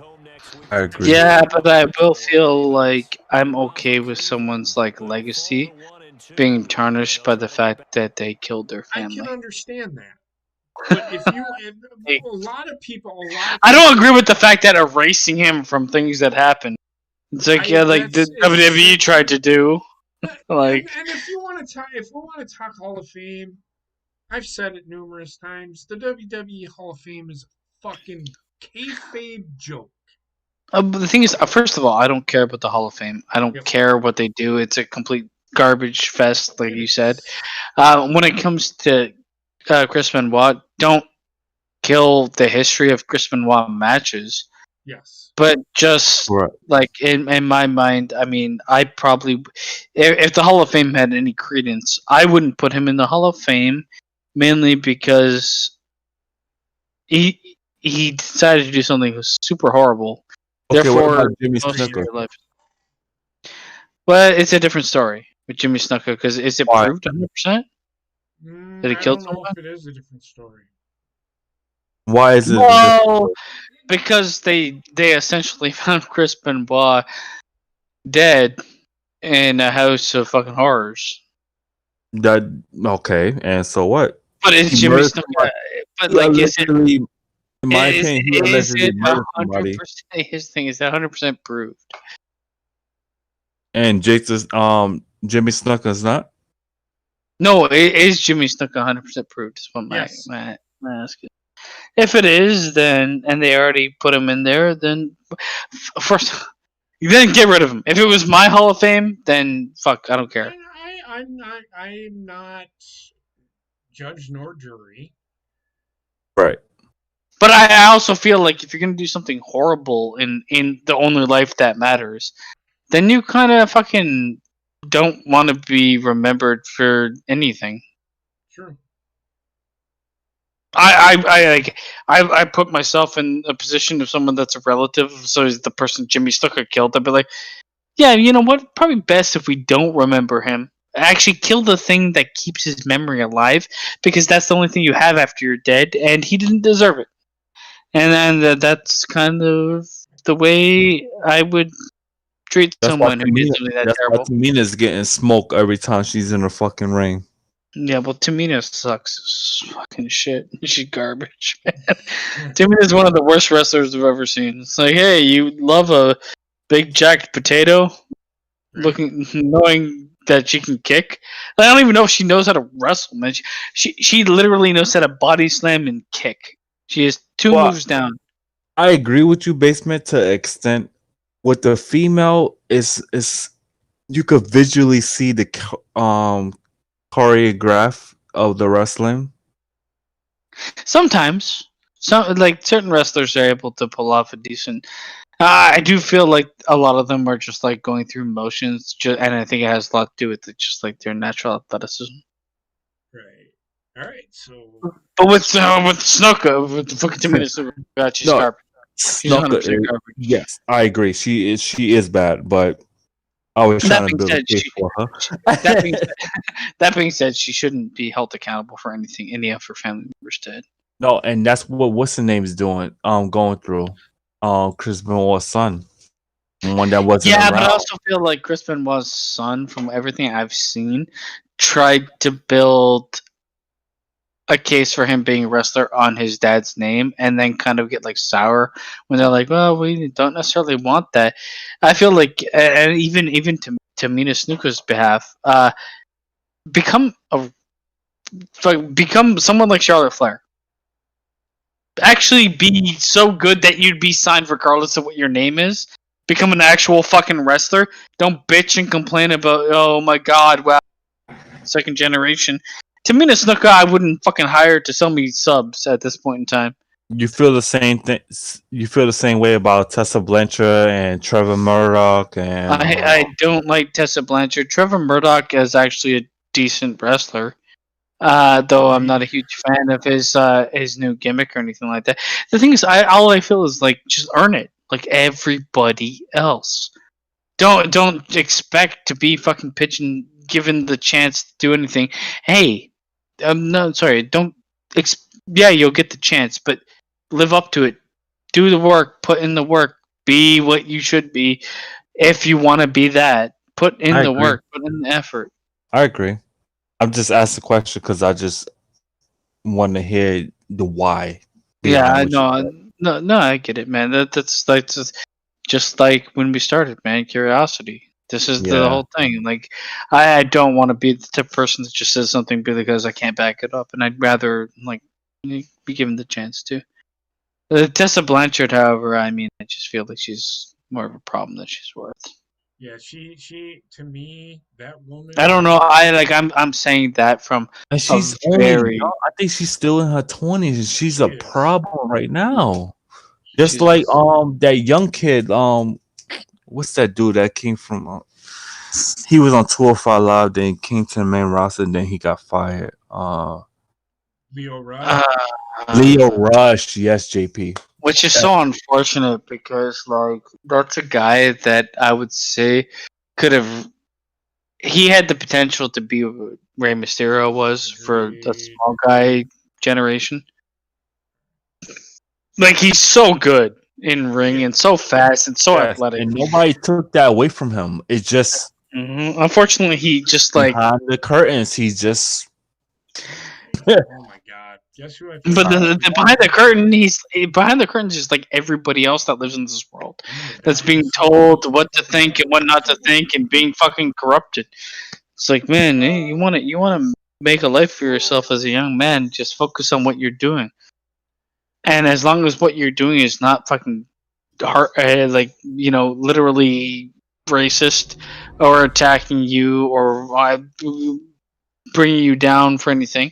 No one forced a gun to his head to sign that contract. I'm just saying. But I also feel like with Leo Rush, I mean, like you are in a position of actually being built up. What did they say about her? But I don't understand where his mentality came from, outside of the world that is, where it's like, you know, Rainy you're being held down somehow. Rainy Owen could tell you he was young and stupid. That's just what Leo Rush is going through. Young and stupid. Yeah. Well, we were all young and stupid, and I mean, I get it. It's just unfortunate that he doesn't have people around him to kind of like help him. And if he doesn't have people around him that are helping him, that are just like yes men, being like, yeah, you should do this, you should do this, because making that kind of money, I don't know. Well, it was a different time because with Randy Orton, you had older people. You had He's gonna Undertaker in have the to locker learn. room. You She's had not gonna But I would say, stand like, I mean, Shawn making the Michaels. money. Be okay. So okay. That's a It's dream unfortunate, match. but You don't want you to look do at like it. you look at a lot of these like athletes and stuff as like commodities because that's how everybody else looks at them. And it's like, okay, well, I'm looking at you as like a paycheck, so I'm going to give you some advice. I'm just surprised that like there wasn't anybody there being like, these guys are going to potentially be millionaires, I don't even know. and as an agent for them, I'm going to make a cut of that. But I'm not going to be able to say like, sometimes like I don't know what battle you're fucking really fighting. I'm sorry, with Leo Rush situation, you talking about locker room leader without counting Stone Cold. I mean, not Stone Cold, Undertaker and Brock Lesnar at the time. He really didn't have nobody. Who was there like more than 4 or 5 years? You talking like the whole Shield, and other deadbeat wrestlers. Okay, Leo Rush's big issue, his problem was, and I thought, when I saw him wrestle, I'm like, this guy has got it. The problem with Leo Rush is he's got it, but his attitude says, I'm better than everybody else. It's the same as Tessa Blanchard. I'm better than everybody else, so I should be handed things. Oh, like Patrick Mahomes. But why? Well, Patrick Mahomes is the same fucking way. Yep. I should be handed things because I can do a no-look pass. I can shove a broomstick up my ass and run. That doesn't mean that I'm good at it. I mean, what I'm getting at is Leo Rush, his issue is his attitude, which is the same thing with Tessa Blanchard. Leo Rush, great talent. Great talent. Has I don't know. I would say with Leo Rush, he has something, and what it is athleticism. He doesn't have it. I wouldn't never call him a great wrestler. He's really quick and really athletic. If you want to push somebody, and WWE could have, if you wanted to push somebody, Leo Rush is that guy because he has the thing is people he want to see in wrestling today. He's unfortunately a young guy that's gifted with certain things that can make him very successful. Yes. The problem is he automatically assumes what he's gifted with and what he can do is all he needs to do to be super successful. And unfortunately, that ain't gonna fucking happen, man. Is that his fault?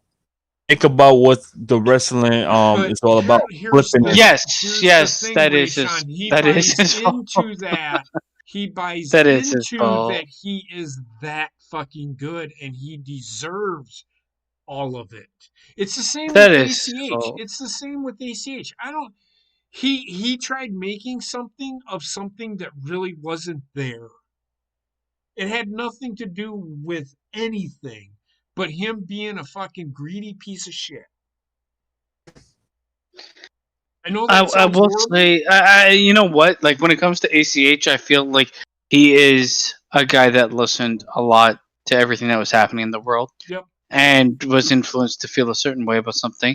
And if he did feel a certain way about something, there's like, I mean, as time went on, they gave him like the chance to opt out, and then he went to social media to blast it, which is one thing or the other.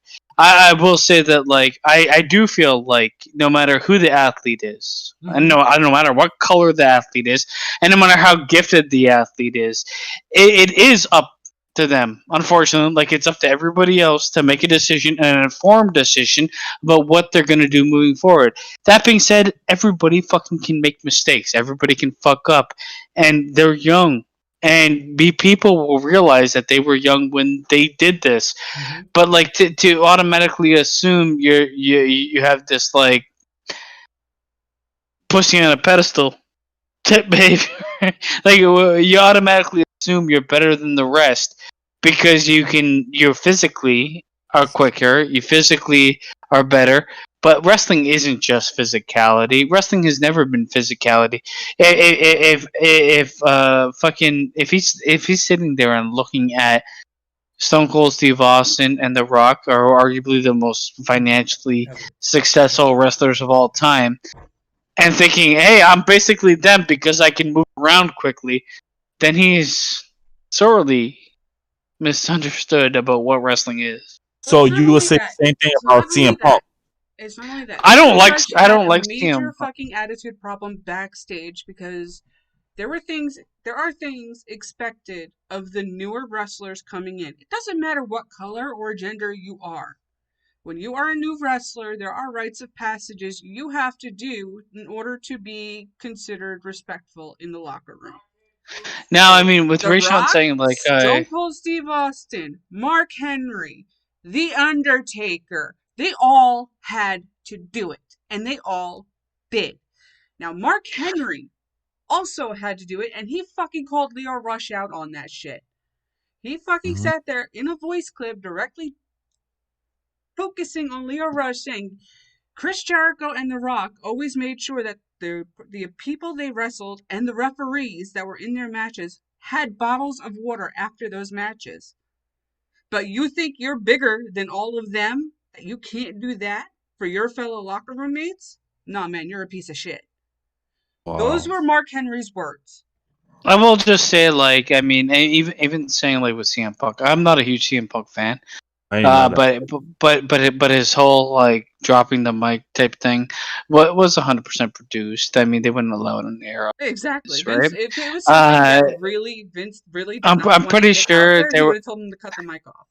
I'm pretty sure they were like, go out there, air your grievances, and like keep it the way we want to keep it.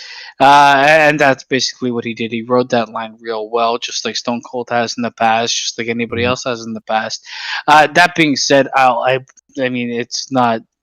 There's no fucking way I'm comparing those two, Lio Rush and CM Punk.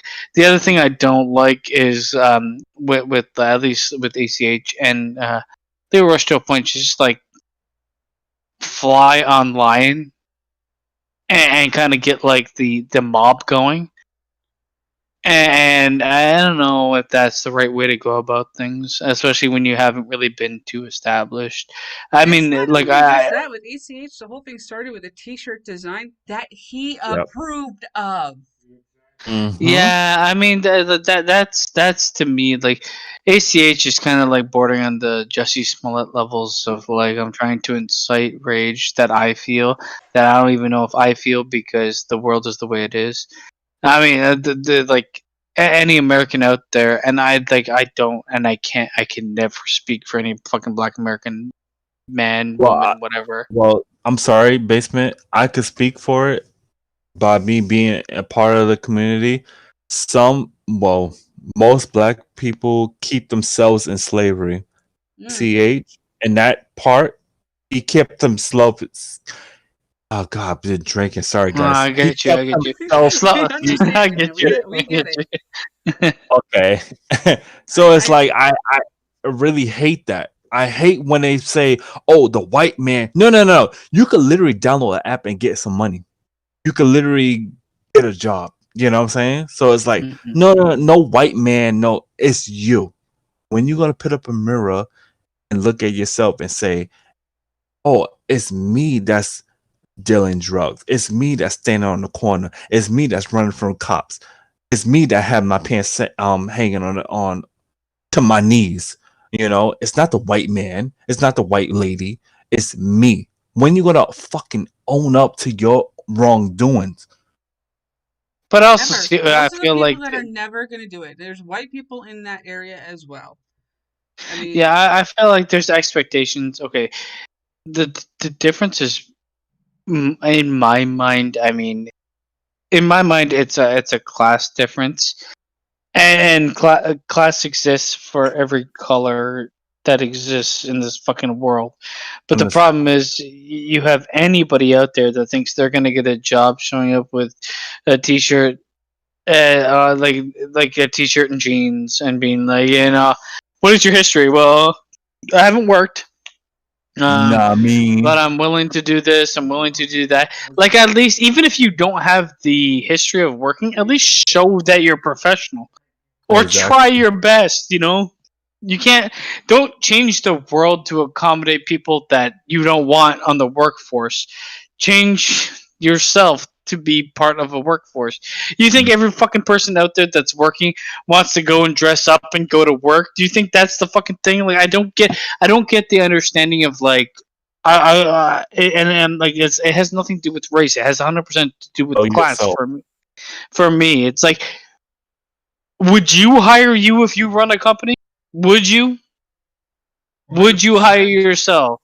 Yeah, but then would you hire certain people you know, and why wouldn't you hire them? Oh, because they ain't gonna make me fucking money, first of all. Second of all, they're not gonna be professional. Not third of all, they're not gonna add anything to the environment. If you're gonna be a net negative as a human being in a workplace, people aren't gonna hire you. Stop bitching and complaining about like, the opportunities don't arise. I'm like, well, they're not going to arise to you if you don't make them arise to you. Do you think everybody is like for the most part, 75% of us start off all fucked in some way or the other. Mm-hmm. The difference is, can you make it better for yourself? The answer is yes. But what are you willing to do? And at one point in time, are you willing to just complain and bitch until somebody gives you something? Or are you going to fight back from the fucking hardships life throws at you? Because they're different for every fucking person out there. Trust me, life doesn't give a fucking shit if you're black, white, Asian, brown. They don't give a fucking shit. You're gonna be hit hard from every corner, from all the fucking time. Some people kind of have a okay life, but some people get fucking beaten down like they're always in a hurricane. I got it. You're right. And that shit doesn't discriminate. There's no such thing as color for how fucking shitty life can be. Thank you. Exactly. Especially nowadays. In the past, different. Nowadays, I will say 100%.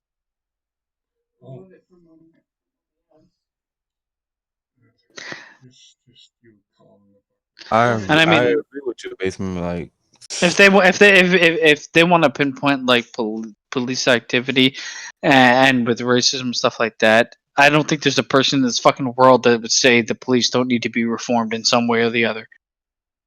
I don't think it stops at race. It's just fucking. They go to a bad neighborhood, they're going to be much more.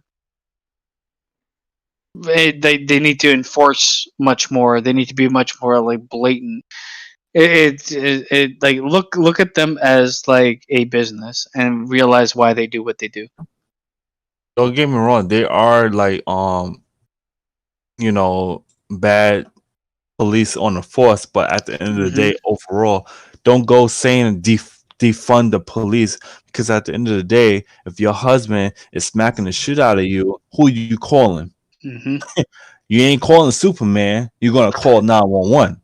You know what I'm saying? I would also say when it comes down to it, yeah, there are bad police on the force, just like there are bad people in general in your neighborhood. We fucking living next to you. There are bad people everywhere. And if you expect the police force to be this thing where, like, it's so perfect that they won't allow the errant fucking horrible person. Have you ever worked any job in this fucking world where you haven't had somebody that's absolutely garbage and terrible person somehow got the job? Like, holy fucking Christ, man! It's like nothing is perfect. Are we not perfect? We are people. We are not perfect. Come on, man. All right.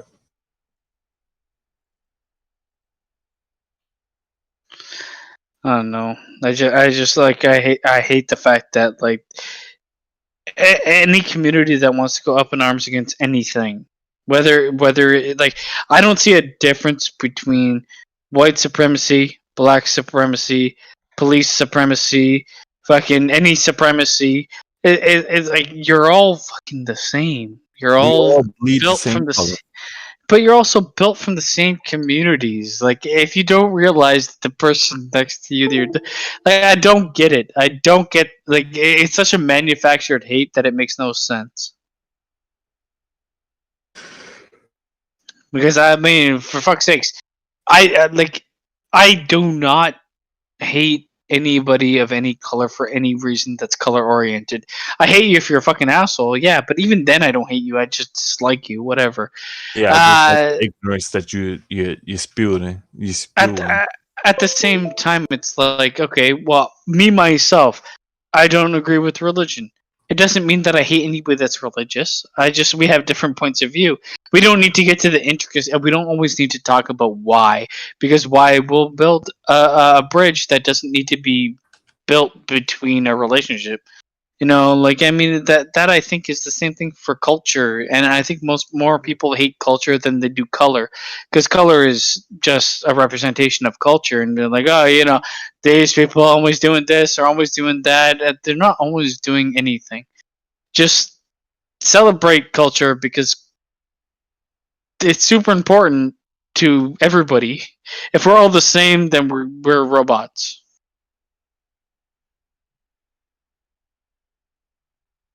Wait, elaborate on that last part. So, like, when it comes down to it, like, I don't think the color means anything. Color, like, a lot of what like is based on why people hate color is their culture. Because they're like, I mean, fucking, who cares? It gives a fuck if you're black and I'm white, as long as we have the same exact culture. It doesn't mean anything.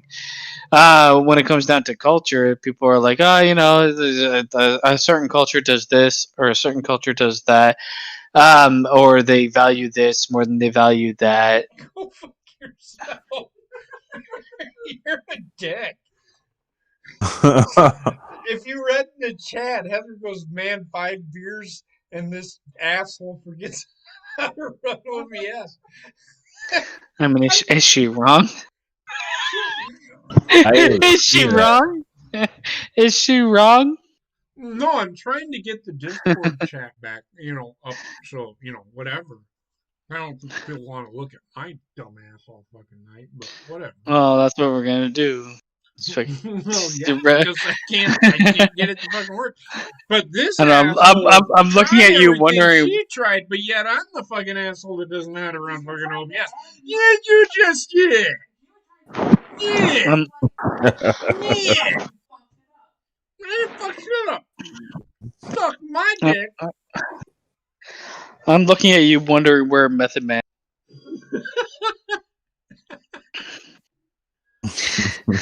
Fucking red as shit. God,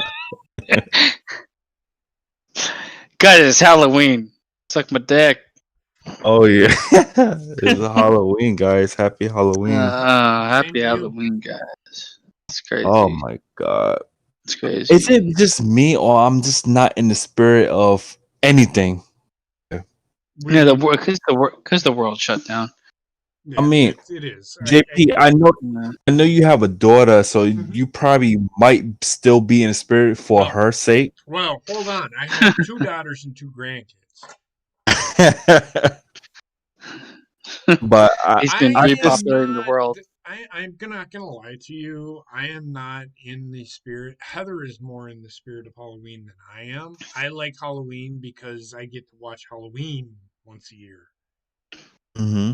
Well, you can watch it 18 times here if you want to. I could watch it like 18 times, but I'm not going to because I'm not the type of person that just automatically watches like a genre of movie because maybe I'll watch one movie because okay, so that's what you're going to. Yeah. Here's how I roll with horror movies. The original Halloween, the original Friday the 13th, and the original Jack Frost. Maybe the original Jack Frost. I you know what? We're gonna do it next week. Next week, sometime. I'm off the 9th, the 10th, and the 11th of November. Oh, what the fuck days are those? It's Monday, a Tuesday, and a Wednesday. Oh my god, I work literally. I don't know. Not at all. I quit my job. Oh, for real? No, I didn't. I did. Just mentally, I've quit a year ago. I think mentally he quit his job a long time ago. Yeah, mentally I quit most things a long time ago. but essentially, I will fucking buy Jack Frost, and we will. No, it's free. We can find it. I know. You what can I'm watch the Spanish. saying You can is, watch the Spanish I version. feel like I've got a fucking itch like a dog right now. Okay, You hear this guy? Watch the Spanish version. No, Yo, or the free we version. we will stream watching Jack Frost, and everybody, we will Oh do my it. We God, might it's even crazy. record it because it works better for when we upload for reactions, so that way everybody can watch along with us, because I know it's delayed when we're live, maybe like 10 seconds. So, Basement, you pick the date, we will watch it. I will even, if you pick a day where I don't have a day off, I'll take a day of leave and we'll fucking watch No, it. no, we'll Can work it with. be a Friday or a Saturday when I'm off? Because I work Monday through Fridays and I mostly go to bed early. Okay, so I will even do this, because I even told Basement Friday last week. I said, Oh if you wait, guys go I ahead. have the date then. You said a Friday when you're. How does the 13th sound? Of November.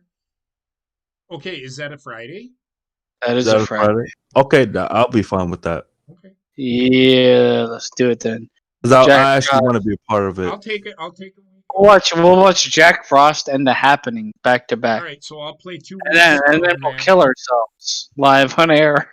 I'll play 2 weeks of Madden so that I can catch up with all the fucking weeks that I been up, and it actually saved. So, and you've seen it. It's saved. We're good. 13th, 13th, 13th. Shut the fuck up. So the 13th of November, which is Friday the 13th, we will watch Jack Frost. And The Happening. Yeah, it'll be great. Both of them I've are never excellent. seen the movie. I've heard great things. Have you seen The Happening? Because it's equally as good. I've heard great things, but that's what we're All I'm gonna say is there's a point in time in the movie where a grown man hits on a child that's also a Look, man. I watched Hubie Halloween. All right. If you haven't Yeah, seen this is worse for so many other reasons. What about that movie Orphan? Orphan? Wait, Did you the know Spanish that? one or the remake? A remake. I think it was like I don't 2009. know the remake, the original. I know about the original. The Damn. original Hubie Halloween was great. I've seen. That's another movie. That's another girl that everybody forgot to put in this tournament. She doesn't deserve to be in there. Oh fuck yeah, she does. Fucking 32-year-old fucking orphan that looks like she's 10. Fuck yeah. Okay. Here's the problem. Your shit. Here's the problem. If her parents didn't want her, we don't want her for the tournament. Oh, you do. You do. You know you do. Don't sugar. Listen, she was a horror villain, so She at the was. end of the day, I mean, so many people were horror villains. We had to film. She tried. Jeez, A you know. 12-year-old girl tried getting up on her fucking orphan dad. What the fuck is that? I mean, if it was me, I don't know.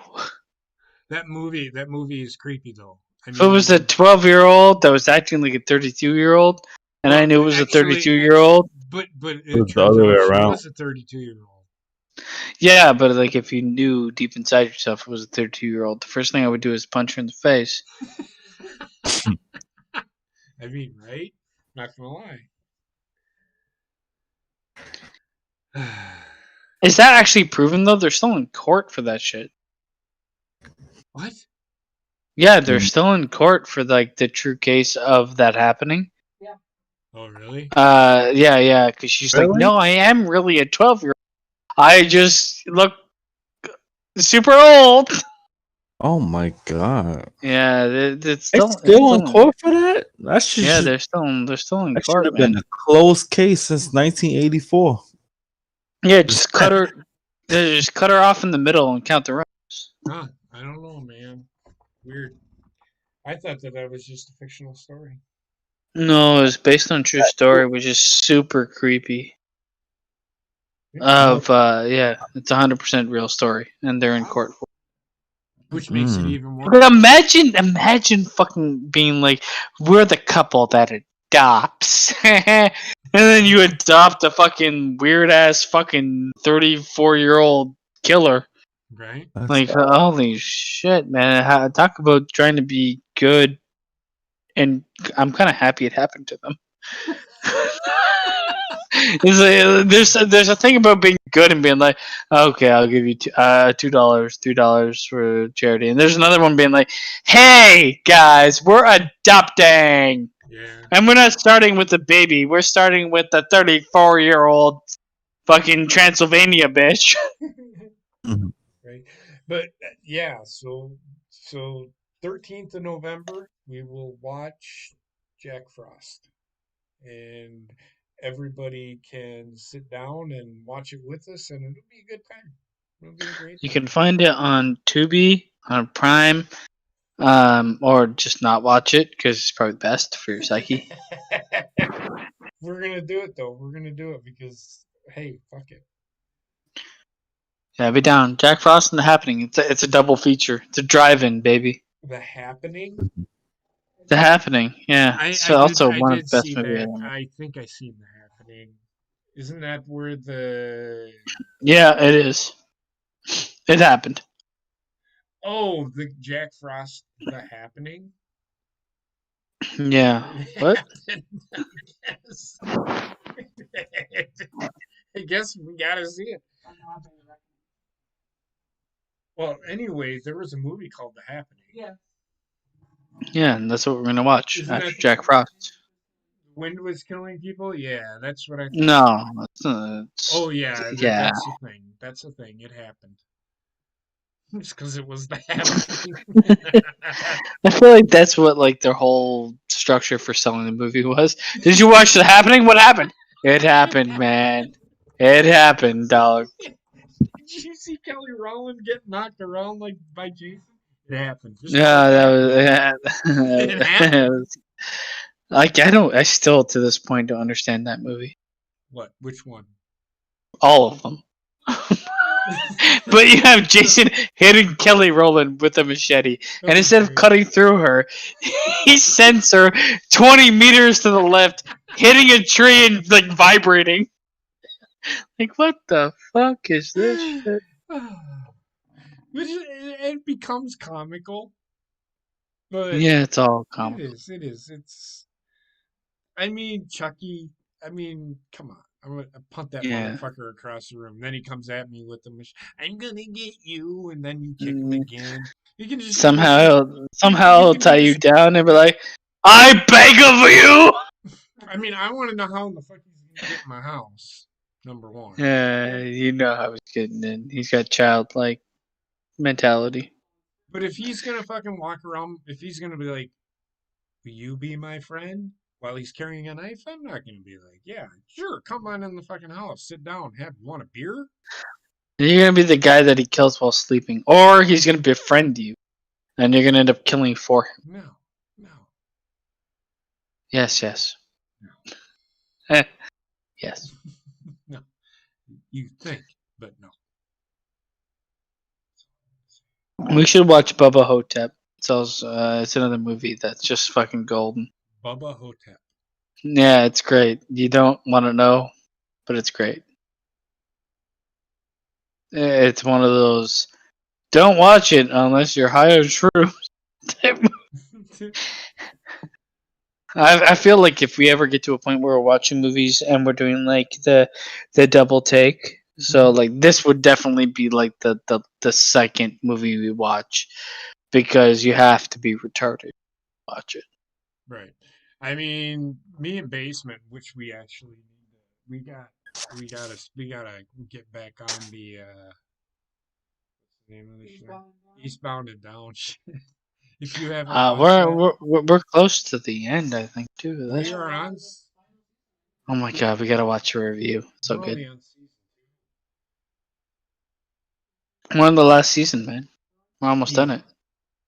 Episode 7. We're almost done. We're almost done the whole show. But yeah, if you haven't watched that, everybody needs to check that out. We could actually review it. Kenny Powers is this shit. Because Kenny Also, Powers, check out the review. So good. we gotta watch. We gotta watch that next because it's so absolutely stupid. what's that? The review. The review. Yeah. The review of what? It's called The Review.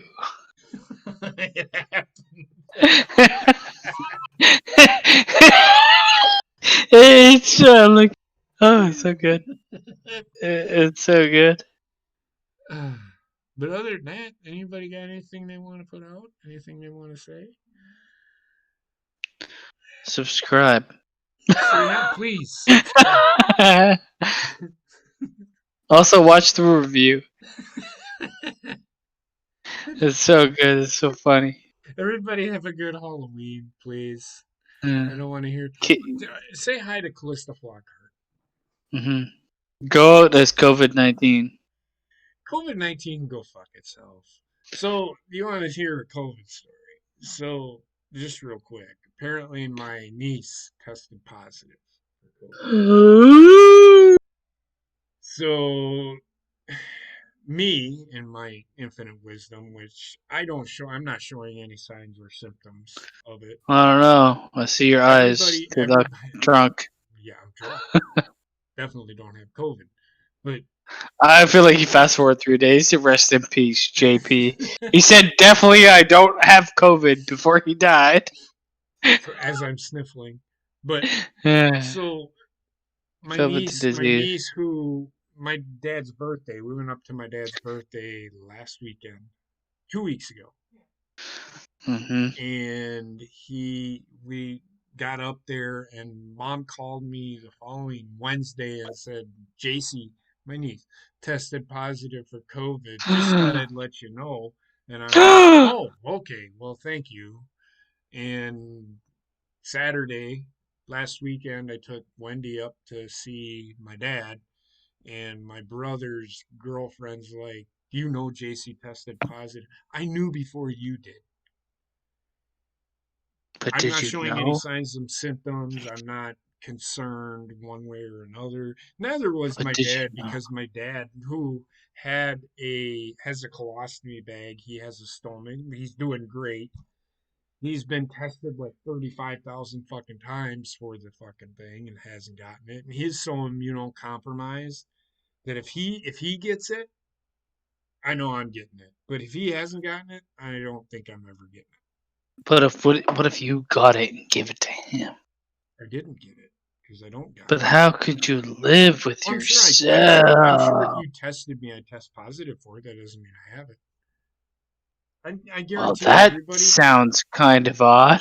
I mean, I wish you had HIV. It's like, just because I tested positive for it doesn't mean I have it. Well, hey, you what want to I'm have saying sex? is that this virus, I think people are testing positive because they're asymptomatic. Just because you're asymptomatic doesn't mean that you have it. Doesn't mean that's that you every can't be a carrier. that Doesn't mean you can't be a carrier, but that's literally every virus known to mankind. I know, and which is my point. Yes, you can test positive and never actually have the symptoms of the virus, but you are a carrier of it. But if I've got the flu and I go to work the next day, doesn't mean that I'm going to kill everybody. No, you're going to give everybody else the flu But or have a chance to. Here's the thing. My office, I have an office all to myself. So if I sneeze, am I going to give it to myself? No, but like think about every interaction you have before you get there. I usually don't. The only interaction I have is with Heather and Wendy. I don't open doors, so don't do anything that might. Okay, I'm a magician. I teleport into my office. What I do. So what I'm saying is, if my dad gets it, but I haven't gotten it. I'm not showing any symptoms. Wendy's not showing any symptoms. I'm not saying that this is just a full blown. I mean, I agree. It's not a farce, but I think people are worrying more about what they hear on the news than really. I agree with that. I mean, I feel like people do that no matter what it is, even if it's even if it was like super legitimate and killing people. People would be like, "Oh my god, I can't live. I can't do anything. I can't even breathe." I mean, I will say like with the virus. I mean, you probably won't show symptoms for the first 3 to 4 days. He's playing devil's advocate. I hope nobody gets infected for anything, but I also feel like for 90% of people, it's just the. I just. All you're gonna have is, do you have flu-like symptoms? Yeah, a runny nose and that shit like that. Yeah, that's kind of what's gonna happen to most people that are Well, funny thing in a is, certain age group and healthy. Here, I went to when my dad was in the hospital. They'd come up to you. You got a headache? Are you showing any signs of symptoms? Fever, and they take your temperature, and you say, "Yeah, I have a headache, but that's because I drank." Are you sure? Yes. I get that though, because that's like depending on where your dad is being housed in the hospital. It's like, well, we have certain patients that like literally the common cold is going to kill them. Well, no. Well, yes. However, with what's going on, they were asking you, and it had to do with COVID. Are you showing signs and symptoms of COVID? I'm like, no, I'm not showing anything. I have a headache, but that's because I drank the night before, not because I have a headache just to have a headache. What you have to realize, like, all they're asked, and then what they must do is ask those questions. Yeah. And it's like they have to ask it to every. You're one of hundreds of people they'll see in the day, and ask the same fucking questions to. And when you be like, "I do have a headache, but however, I was drinking very heavily," it's like, you know what? It's probably best if you don't mention any of what you just said. I know because did, but we it's don't like, care. no, I have this headache. It's just people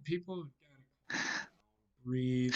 The differences between like onus on the facility and everybody involved when they don't ask those questions, or if they don't take the answers seriously. It's like, I don't want to lose my job because this guy was like, maybe I drank. Them a hard time. If I don't give people a hard time, if I go into a hospital and they ask me if I have signs and symptoms of COVID, I said I wouldn't be here if I didn't. It kills me because like almost, I'm gonna say 70% of the conversations I have at work, I have to ask those fucking COVID-19 screening questions. And then people are like, I know it. I don't agree. I'm like, listen, we have to have it recorded that you don't, because this could be horrible if we don't. Right. So it's okay. So shut the fuck up and listen to what I'm saying. Right. But so yeah, everybody have a great Halloween. Get all the candy that you can. Enjoy your costume parties and all of your partying. I know that tomorrow night, Basement, Heather, Gina, Bobbitt, I got so much work to do. I'm not ready. You'll be fine. They will do the final blow off for this horror villains tournament. To work all of tomorrow. It'll be fun. It'll be good times. I wish I would have had to say so, because I know that a lot of Well, you could have had to say so if you were part of it. You chose not to be part of it, so eat my ass. That's not true. Really? No, I would have been a part of it. So why didn't you? Why weren't you part of it? Well, you on Wednesday I can't because I have to work. That's not a fair assumption. But I have to go in. If I didn't have to go into the office, I definitely would have been a part of it. I definitely would have been. But also, you could have been a part in the times that you could have been a part. So that's on you too, because we haven't had the same consistency. Okay. Fuck you. It's okay. I be angry about it. No, I'm not angry. Because you said you would have been a part when you could have been a part, and I'm sure there was parts where you could have been a part. Listen, I don't need to invite you. You know your part, so this is on you. No, I get it. It just I couldn't have stayed awake for the whole thing because I know that. Neither did multiple people, so don't worry.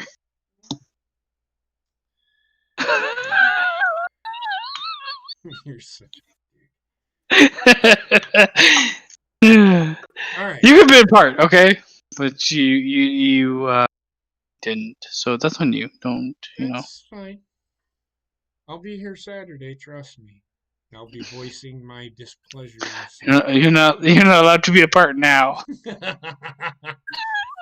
At this point. My God, Saturday. Oh my God, I gotta work. Oh my God, I hate everything.